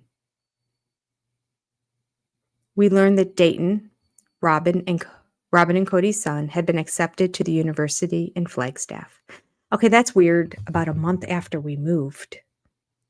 She's confused too, because we saw on the show Cody say to Dayton, do you have an announcement for everybody in the room here? And he told everybody, I got into the University of Flagstaff before they ever moved. Right after they made the decision they're going to Flagstaff and they started to look at the properties, then he made the announcement. So she's a little confused. But she does go on to say, I was furious. Is that why we moved? So Robin could be closer to her son while I was pulled further away from my children? This may surprise you, but things didn't improve for Cody Brown. Things didn't improve for the Cody Brown family from there. Yep. Okay, I wrote, she went there. Okay, all right. Okay. I'm just going to read this to you. We settled into our new places, most of us focusing on finding something affordable because we had to pay off Coyote Pass before we could begin to build. But maybe even more so now that we believed we had moved under false pretenses. It seemed like we weren't worried about the raiders. Oh, gosh. It seemed like we were worried about Dayton going to college in Flagstaff. Cody still controlled the family money, as well as the payment for the property. I continued to tell Cody what I needed and to then receive a check. I believed everything extra would be put towards Coyote Pass, as did Mary. Janelle handled our books, so she could see where most of the money went. Period. End of story. No more information. She put it out there, though. Janelle knows where all the money went. Yes, she did. Right before that, she admits she should have taken Janelle up on her offer and stayed back. She said, maybe we should have stayed in Vegas, Janelle and me. Maybe we should have let our kids finish school there. Maybe I should have stayed with Janelle and cultivated that friendship. But maybe neither of us would have gotten the finality that we needed. Still, the more I think of it now, the more frustrated I get that I didn't stay with Janelle and our girls. Yeah. So sad, so sad. All right, I'm going to finish up this chapter for today. What chapter are we on? Oh, gosh, there's a lot in this chapter, too. Oh, yeah, this finishes the whole section. Then we get to woman. We'll do woman next week, which is 30. I was close when I said we'd go to 31. Okay, all right, what else do I have here for y'all? Oh, this is why it gets good. This is why I have almost everything underlined, because now we're talking finances. So good. Finances.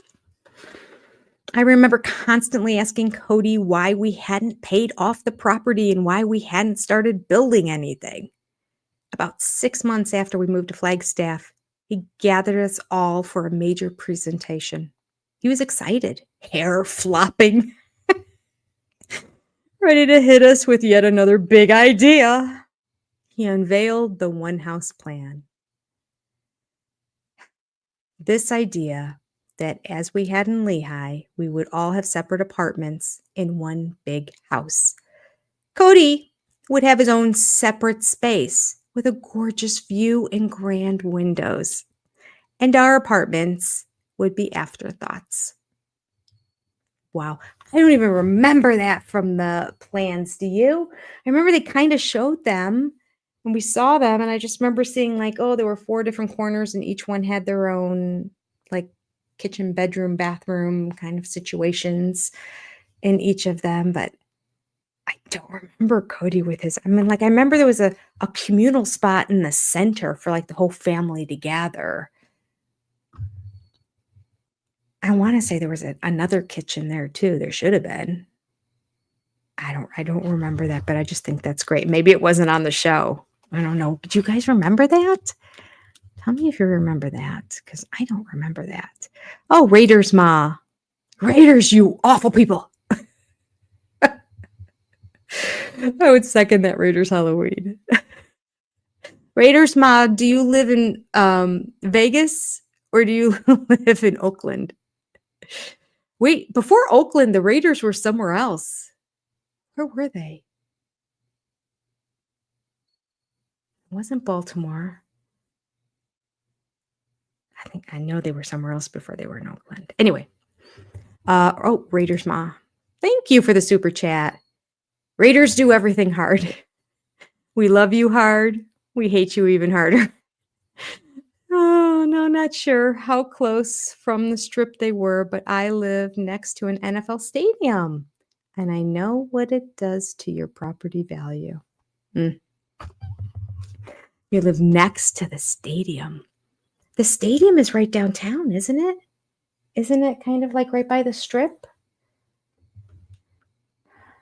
I thought, because I remember when we played the Raiders, the one radio station I listened to, a whole bunch of Browns backers went and broadcasters and everything. And they had big parties ahead of time, meet previous Cleveland Brown players at different, they had a whole bunch of events set up. And it was just a regular game, but they do this 3 or 4 times through the radio station if you want to be part of this package deal to go as a group. And they were all complaining about it was impossible to get an Uber after the game. Everybody had to walk across a big bridge afterwards, which reminds me actually of Tennessee. That's kind of how their stadium is. Anyway, and then they said that all the Ubers were gone. He's like, we had to walk for about 4 miles before we could get out of the vicinity and then get an Uber to come pick us up. And they're like, it was ridiculous. So obviously they didn't stay right there on the strip. I don't know where they stayed. Anyway, I actually kind of like the idea of it all being so close. If you were to all the hotels there, I don't know. Anyway, I'm off track. Look what you did to me, Raiders. Get back on track, Jenny. Get back on track. Okay. Got to finish this chapter today. Okay, he was excited here, flopping. Okay, this is the hotel. So he had his own special place. In addition to Cody's private quarters in the middle of the house, he planned to have a cabin on another one of our plots so he could escape. He was creating his own utopia. Yes, he was. Okay, I thought, so you obviously don't like the idea of all of us together in one house either. So true.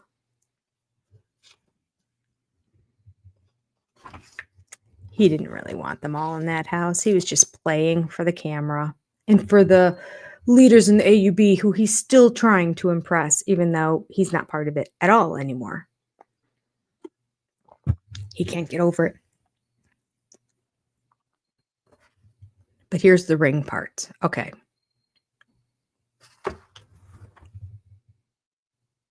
TLC paid us all in a lump sum. Okay, now we know that for a fact, which is what we've always said, but I don't know who said it first or if we knew it for a fact.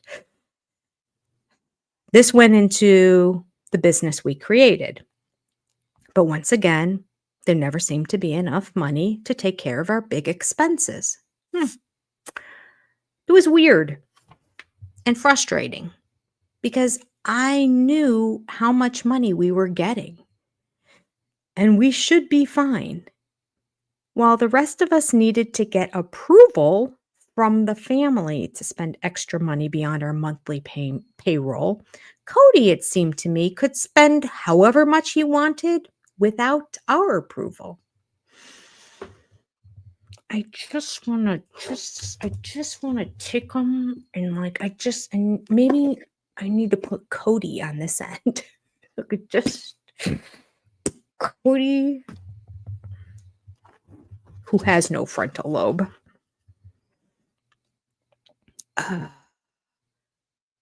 Quote, Cody would just take our funds, and I don't know what for, end quote, Janelle told me recently on camera. And the money was just being spent. Lots of it. It horrified her. It horrifies me. The family money didn't seem to be going into paying off the property. I didn't want to go back to the days of being told that there was no money for groceries for my kids, but plenty for sports cars for Cody.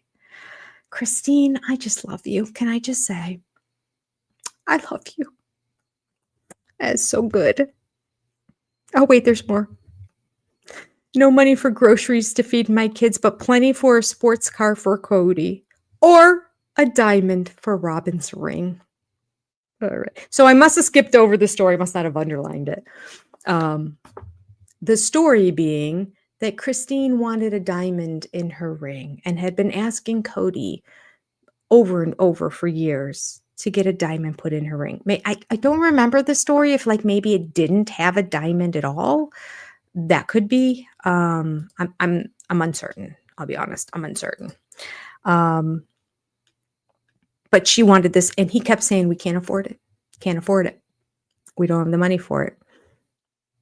And then randomly, one day, Christine looks over. Robin has this pretty ring on, and she goes, wow, that's nice. And she's like, oh, yeah, Cody gave that to me. This was like my grandma's ring or somebody's ring, and Cody put the diamond in it for me. After hearing Christine year after year after year say, I would like a diamond in my ring, and he goes, before Robin married into the family, she wasn't even a wife yet. And Christine's asking for this diamond in her ring, and he keeps saying no. But then he goes and puts one in one of Robin's rings, one of her family heirloom rings. He is a POS. Yes, he is. Okay.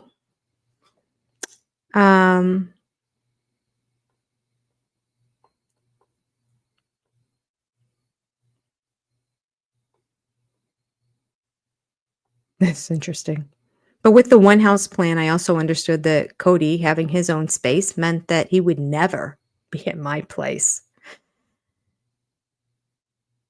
No, I wouldn't, he said, because I'd have my own house. You would always be at Robin's house, I said. Well, she has young kids. Truly is a year and a half older than Solomon, I said. This was not going to be a fresh start. This would not be Wyoming. Why did I stay?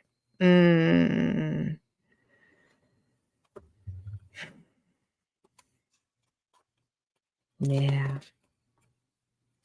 So sad. She even came to his face and said, hey, Truly's the same age as Solomon, essentially. Why do you keep saying the little kids? There's one right here. So we're not the only ones that have been screaming it all this time, sister friends. Christine also was very much. She seemed more ignorant, more head in the sand, more brainwashed than she really was. She was playing for the camera. Mhm.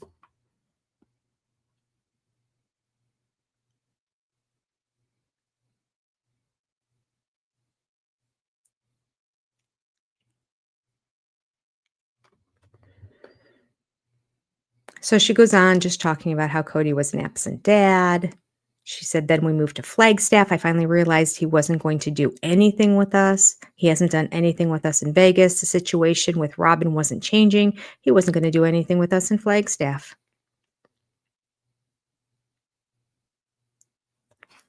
And that was the point that she just decided, I'm going to just start doing things with my kids and having fun. And she did.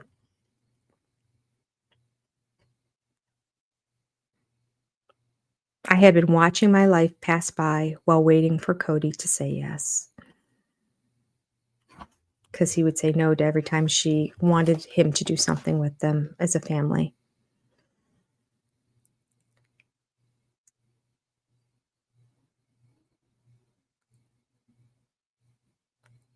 She goes on, she's like covering for him too. She would tell the kids that would say, is dad coming? Gosh, he wishes he could come because he loves spending time with you, she said.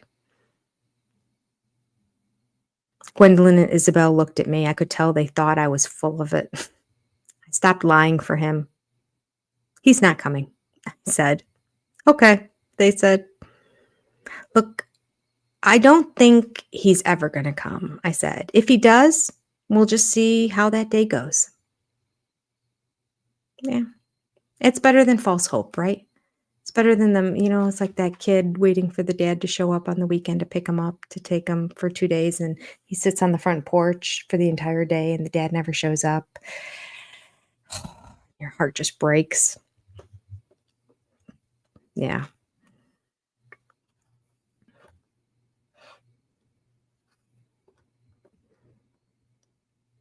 He actually did go kayaking with us for Father's Day. Oh, this is rich. Ready? But he didn't change out of his jeans. Oh yeah, that's kayaking attire. Clearly. And he didn't get in the water. Well, clearly, he's wearing jeans. Unless he took them off and you see him in those little ugh. He watched from the beach for about an hour. Okay, he said, I have to go. That was somehow worse than him simply not showing up at all. The girls could see he didn't want to be there. After that, he didn't ask. They felt like they didn't have a dad. And I didn't have a husband. Truly would still ask him occasionally if he was coming. Nope, not today. It's just like when Isabel was in the hospital. First of all, I'm not going with you, Truly. I don't know how to explain this to you. Not Truly, Isabel. I don't know how to explain this to you. I'm not going. I'm not going to the surgery. Wait a year and then I'll consider it, because he would have come up with some reason why he couldn't go a year from then. Nope, I'm not going. And then when she calls her daddy, after she gets out of the surgery and she's talking to him, she says, Daddy, will you sing to me? Because apparently he used to always sing to her. He said, I don't feel like it.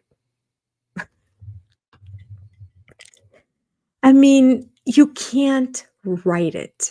If you were scripting a villain, you would say, well, even villains have a different side of them because they're like human. Not this one. This is ridiculous. This is insane. Everything we saw on the show not only is true, but it's amplified. Multiply it times 10. That's who he really is. It's so sad. It's pathetic. All right, people. Oh. That is a very good point, Knit My Bet. I'm sure they were upside down in the cul-de-sac houses and payments were coming due. Yep. He loves himself a balloon payment. He's a man who can't plan, who can't prepare, who can't think straight. Oh, there's this thing called a payment that has a balloon payment where I pay less money every month. I'll do that one. Yeah, that's good. Then we can afford the houses. If our payments are only $200 a month, we can do that. What do you mean now I have to give you $400,000 in the next 6 months to pay it off? What kind of plan is that? One they make for idiots, Cody, and you walked right into the trap.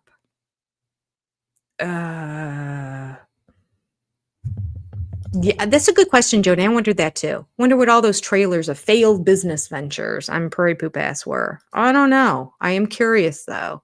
I really would like to know what they are.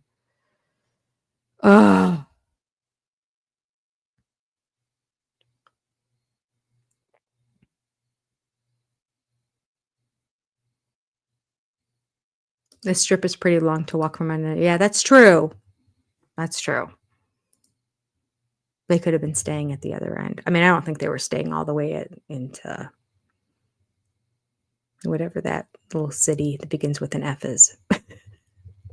But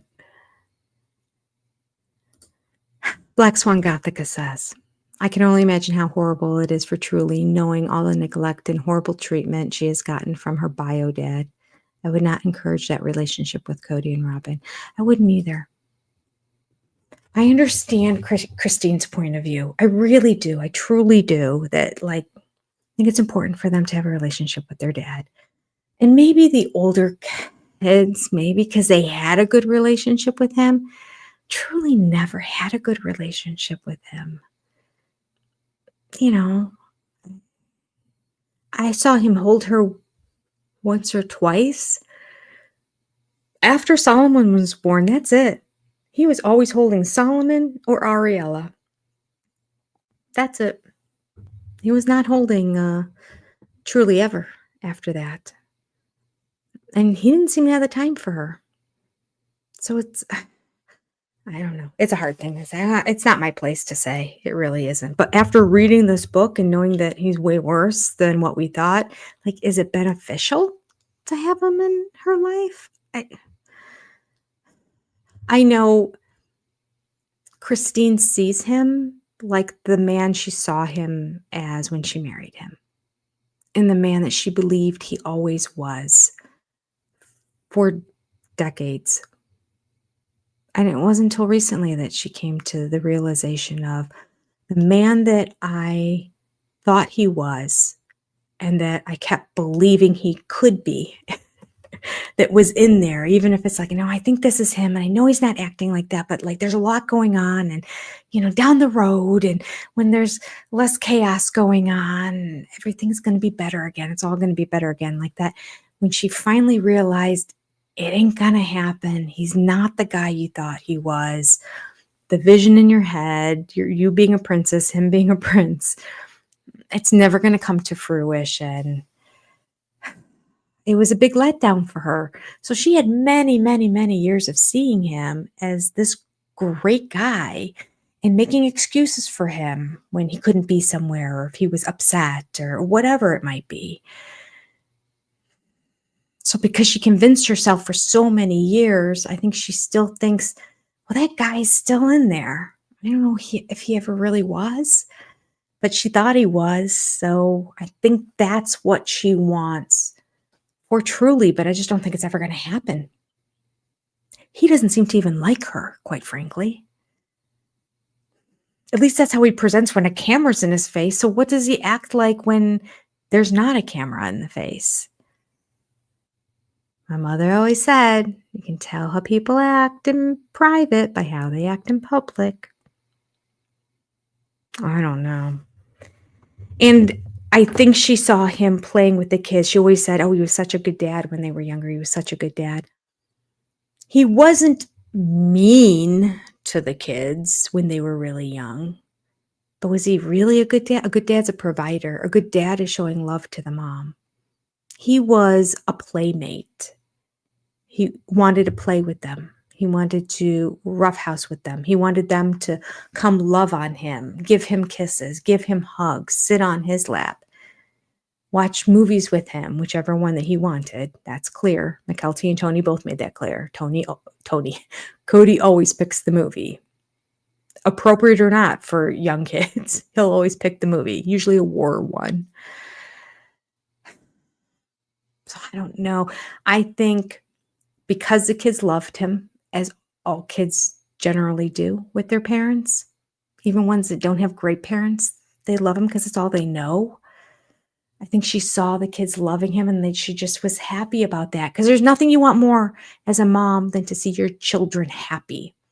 And if they got to see their dad and they were happy, you're like, oh, he's such a good dad. I think it's slowly coming to reality for her that, he probably wasn't. I wonder if she'll ever get to that point where she'll be like, you know what, I'm not going to encourage anymore a relationship with the dad. They're adults. He's an adult. If they can't work it out anymore, I wash my hands of it. She needs to be Pontius Pilate. That's what she needs to do. Indeedy. Okay.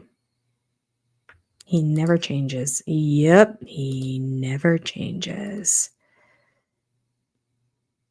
Good point, Jennifer. Cody always wanted fame. Now he's infamous. Good point, Mama. Careful what you wish for. Careful what you wish for. I was just thinking about that today when I was in the car driving, and I was like, gosh, I could use some more to eat. Just had a big breakfast. I met some friends for breakfast today. It was really nice. And it was a big breakfast. It was a huge omelet. And potatoes and bread, because it came with it. I didn't order them. Can't not eat it. And I was just like, gosh, I just wish I wasn't always so hungry. And then I thought, I got to stop wishing that. Because after my ruptured appendix, let me tell you, for that entire month, when your entire abdomen is ripped open like this for 3.5 hours and then stitched back together with like a scar about that big, you don't feel like eating. Your tummy hurts. No appetite. None. Lost 17 pounds that month. Be careful what you wish for. And then I start thinking, oh, yeah, people who are on chemo and they say they can't taste. Oh, they lose weight because they can't taste certain things. Some of them just get sick. I mean, there's all kinds of reasons I should not be wishing. I should just control myself. I just need to get it together. Okay. Lynn said, Isabel could have said, I won't get mad, but I'll hate your guts. That would have been good. Oh, gosh.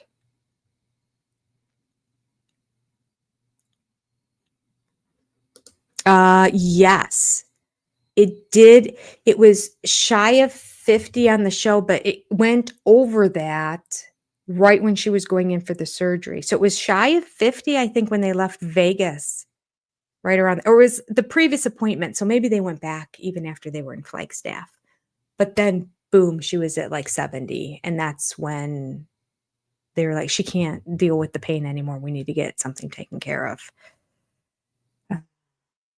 And she did wait. That's the other thing we learned in the book. That wasn't on the show. She would have gotten it earlier, but they were waiting for this new surgery to get, I don't know, maybe approved from the FDA. I can't remember all the details of it. But the surgery were like putting like, I think of it as almost like crocheting or something, like taking a thread and wrapping it through the spinal cord and then pulling it together and straightening it out, as opposed to putting a metal rod in there. And because they waited and had that, was that in an interview I heard her talk about it? Or was that in the book? I'm starting to think this may have been in an interview.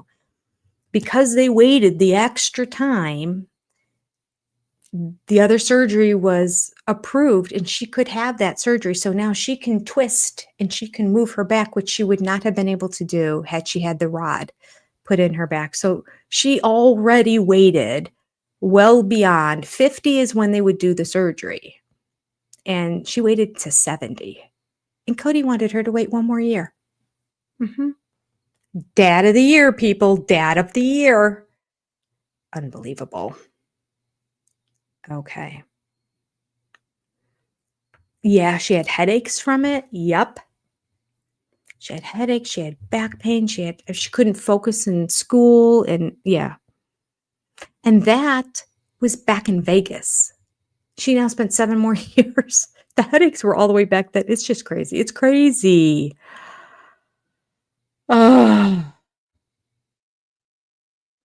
Knit my bit. That's so funny. Both my husband and I have ADHD. When it comes to our kids, we get things done. I love it. I love it.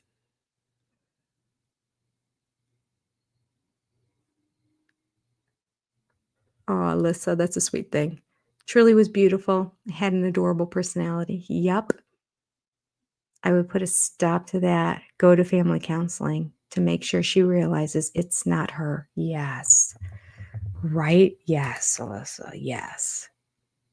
Mm.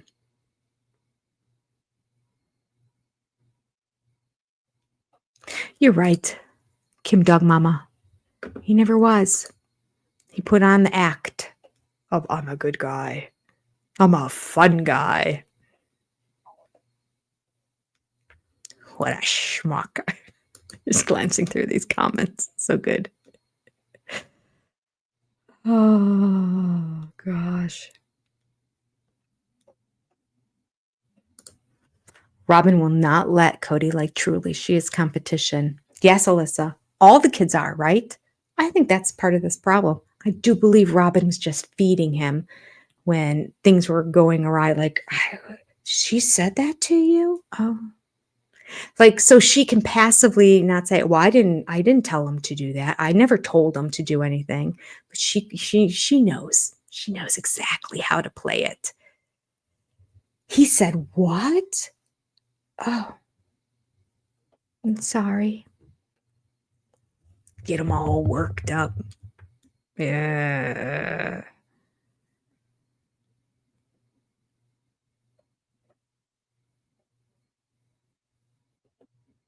Probably when Truly's 18 years old, she'll wash her hands and hopefully write a book.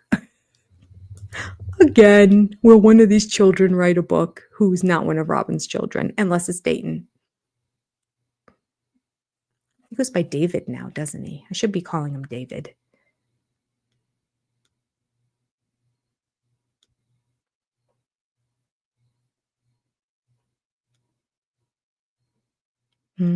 Oh, Pop Psych did one on the book. I'm going to watch that, I'm sure.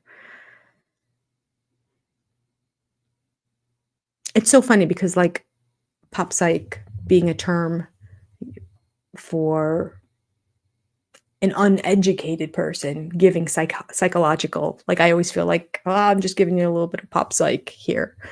But his channel is so perfect because he calls it Pop Psych. He's truly a psychologist and clearly qualified, but he talks about pop culture. Such a great play on words. They use fibers. Thank you, Marie. I couldn't remember what it was. Fibers. Yep.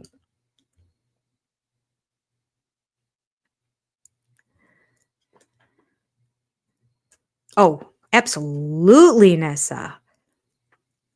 If that were Robin's kids, there'd been no wait, no conversation. They would have been in there. Maybe she would have waited for the fiber surgery. But the day that happened, it could have been March, end of March, beginning of April, when nothing was happening. And Robin would have been like, my kid needs to get in there and have the surgery. Cody would have been like, okay, you're right. You're right. What is happening? No.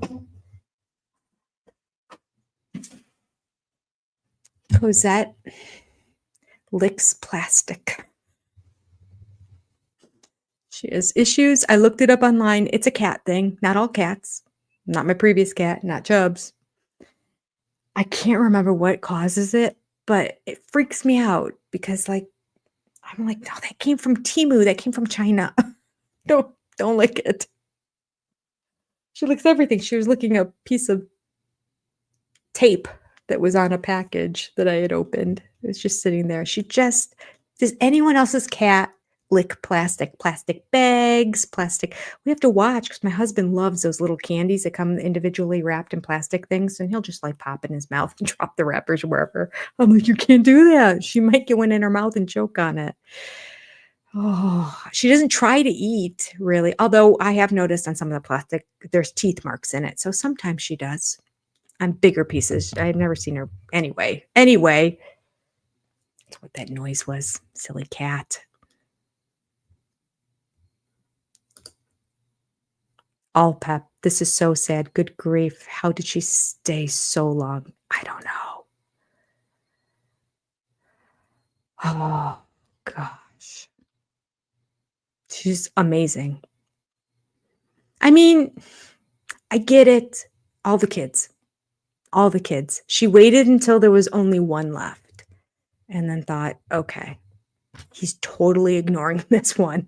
So I'm done. She did it for the kids. Breaks my heart, but she did it for the kids. So she put her kids above herself.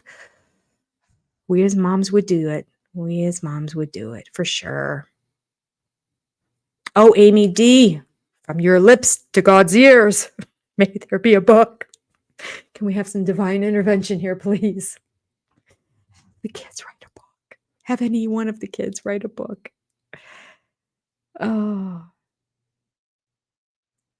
Somebody asked, I was previewing the Patreon with McKelty, and somebody asked if she was going to write a book, and she said, oh, especially after reading my mom's, I realized that for me to write it, it would be too hard. I think she's just thinking of the whole Mary situation. I'm like, listen, you could write the book and not mention Mary, but she wouldn't because she really enjoys going in on Mary. But I'd love it if she did because I feel like I need still a little bit more information here. But she's like, no, I just don't think there's any benefit for me going there and rehashing that and bringing up old wounds or something like that. So she said she wouldn't. Thank you, Janice. I know it's a thing. So she tell yours does too? Okay. Lots of cats. Well, it was a thing online. It did say cats will. Okay. I've never seen a cat do it before Cosette. She's just, if there is plastic anywhere, boy, she'll find it. Like the crinkly plastic, not like a plastic container. Like I have a little container here that has drawers like this thing. If this were around, she wouldn't lick this. No. But a clear piece of plastic of any kind that's floppy or flimsy like that. Right. My frontal lobe that's losing its thing. She might even, this is hanging off the side. She might even lick this tape on the end. She's looking at it. She's sitting down there looking at it. I want to lick that. Oh, laying on plastic. That's a thing too. Or in a box or on a piece of paper. Any paper.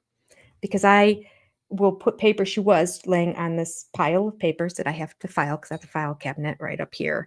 And so there's the pile, but I have a desk downstairs where I do my work. It's too warm up here in this room. So on that, I'll do things. So I'll organize it and I'll be like, this one's done and it has to come up here to go into the file drawer. So I'll make a pile on the floor. Guaranteed less than 5 minutes as I'm starting to work on paying bills or doing whatever. And I go to put it on the pile and I can't, or I put it on top of the cat because she's laying on the pile of papers. I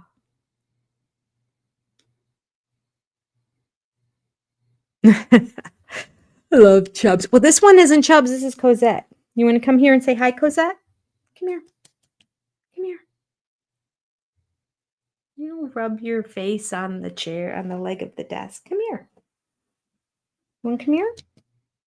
She's very confused. She's like, why? I'm skeptical. Usually you tell me get off the desk. Oh. Cats put anything in their mouth. Being from another country won't make a difference. It's China. I don't trust anything. It's coming from there.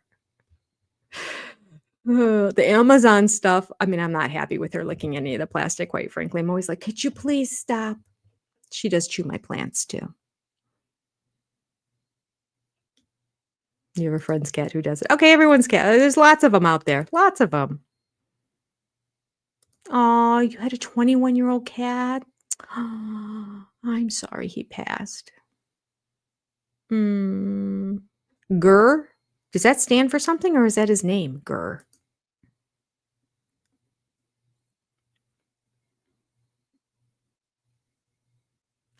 The clear candy wrappers. Yep. Those are the ones. I'm either pulling it out of the cat's mouth or picking up after my husband. A little trail he leaves behind him. Grocery bags. Yeah. It's very funny because she's also scared of grocery bags. When she was a kitten, right after we got her, like the first week we had her, little kitten, she was running around the house. Somehow, one of the plastic grocery bags got caught on her tail or her back leg or something. So she was trying to run away from it and she was going around the house. You know how there's like a center part of a house, and we have anyway.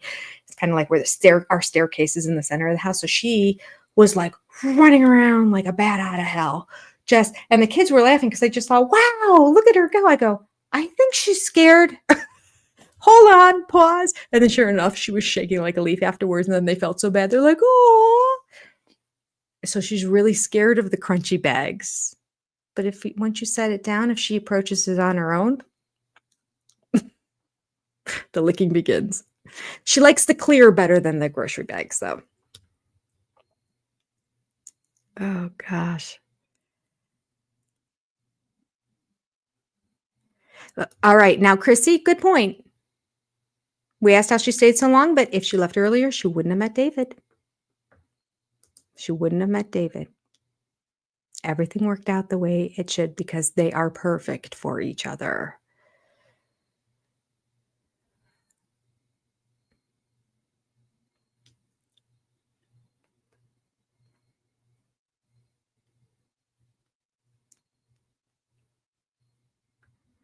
Yeah.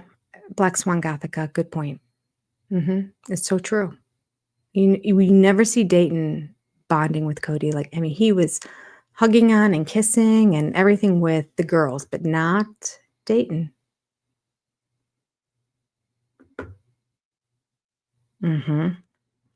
Yeah, I imagine he knew how the accident happened either because of Cody's neglect or Cody's rushing an inexperienced first-time rider. Yeah, he wasn't around. Hunter found him and then had to go get help. So it's not like Cody was also riding a four-wheeler with Dayton behind him or in front of him or anything like that. Cody was nowhere to be seen, but Cody was the person in charge, probably back at the house having a beer or something, sitting in a Mexican restaurant. I don't know. Yes. Well, I want Logan's brain. Because Logan is so nice and because he wants nothing to do with the show, I think if somebody forced him to write a book, he would be so PC about it. So as not to hurt anyone's feelings because he's so nice. But boy, he saw it all. He really did.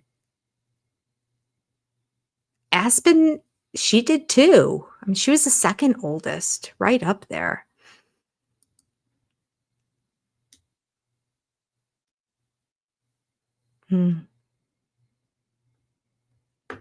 I would read Maddie's book. Well, she's not writing one. I think she said if she writes a book, it'll be fiction. I'm like, Robin wants to publish her coloring book. She's still working on it, though. She's getting denied from many printing houses. What does OG3 mean? It means the original three. So OG stands for original. So the original three moms. And then we say OG13 sometimes because they were the original 13 kids before Robin came into the family. Cosette, yes. Yeah, that's true. Cats are crazy. I get to see my daughter's cat in Tennessee, Amaretto, who doesn't look like Amaretto anymore because now she looks like she's an old lady who's all gray because she has developed an allergy, the doctor thinks, but nobody has any idea what to. And she's over grooming. So all her orange hair is gone. And it's just like this white peach fuzz that's left. She just keeps grooming. They've done everything. They have tried everything in their house. They got rid of all scented everything, scented detergents, so that when she's with them, they don't have scented, candles and soaps and everything. They have a air purifier on each level of their house.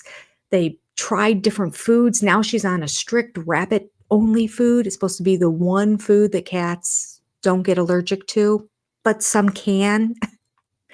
But she's been on it for a few months now, and it doesn't seem to be making a difference. So they're probably just going to have to put her on steroids.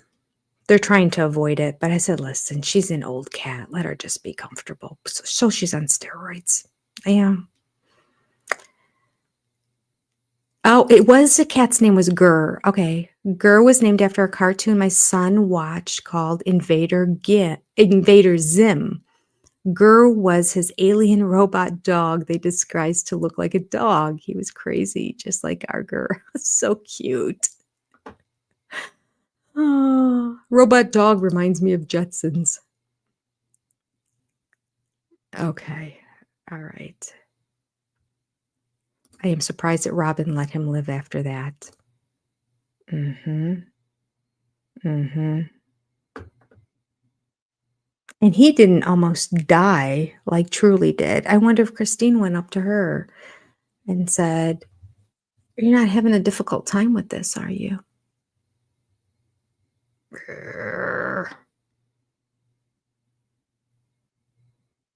Patrick.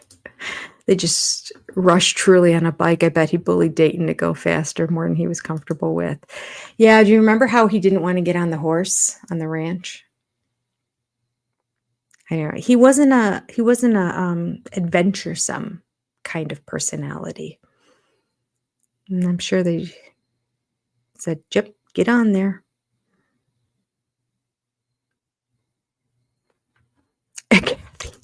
Cody just made me throw up. That's funny. Oh my gosh. It's 9:24. Oh goodness. But I'm having fun reading the chat. Hard to write a book when you can't spell or speak proper English, Robin. So funny. And we'll leave it on that one. Oh, before I go, let me share with you. Starting on the 24th. Hold on. That's not the one I want. No, that's what I want. Dun, dun, dun, dun! Just to make you all throw up before we leave. Can we just take a look at this? Cody looks like he is 3 sheets to the wind. His big old pot belly is sweating, and his man boobs are sweating. Now, next to him, we have that married couple, the Olympic gymnast. What's her name again? Sean something. And her husband, who I believe was a football player, maybe even for the Raiders. Wouldn't it be funny if it was the Raiders? Oh my gosh, I can't remember. It might be the Raiders. The two of them are standing there. They're obviously all 3 participating in the same event, but Cody looks like he's not going to make it 5 more minutes. The other 2 look like, okay, bring it on. What do you got next for me? Oh gosh. It's going to be good. His hair going everywhere. Ridiculous. Oh gosh. He looks a bit moist. Well, yeah, they are man boobs. Take a look at swamp man boobs.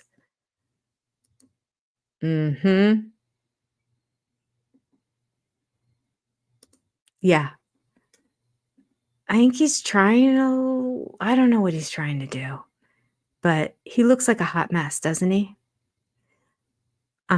Kathy, that was my intention. You barfed in your mouth. There you go. I don't know why I'm trying to disturb all of you. You know what? I will leave it on a positive note here. Here you go. You can screenshot this if you like to. This was in the book, and it's the recipe for chocolate pie heaven. It's the recipe that Christine and Janelle created together. So you can go ahead and screenshot, go back and rewatch this, take it. I am going to make it at some point and eat it live. Maybe next Tuesday. No, not next Tuesday. I will be down in Tennessee next Tuesday. Well, let's see. Chocolate pie heaven. Does it look like something? Oh, I don't know if I want to make all that while I'm down there. It does not look at all healthy. This is not something anybody on a diet should be eating. But I want to try it. So I'm going to make it at some point, and then I will eat it while I live stream with you.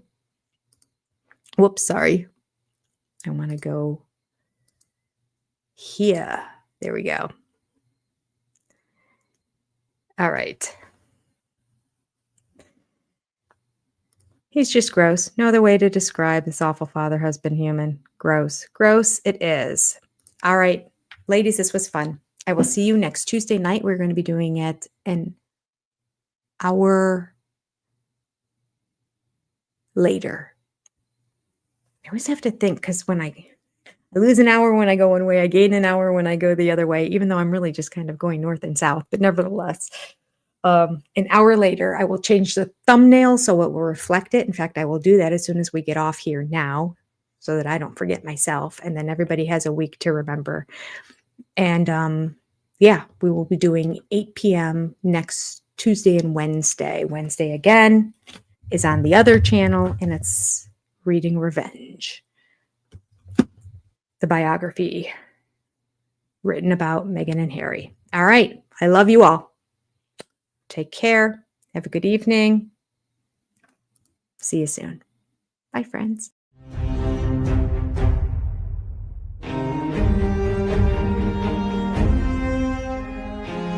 I remember when Sonny and Cher got divorced when I was 6, and it rattled me.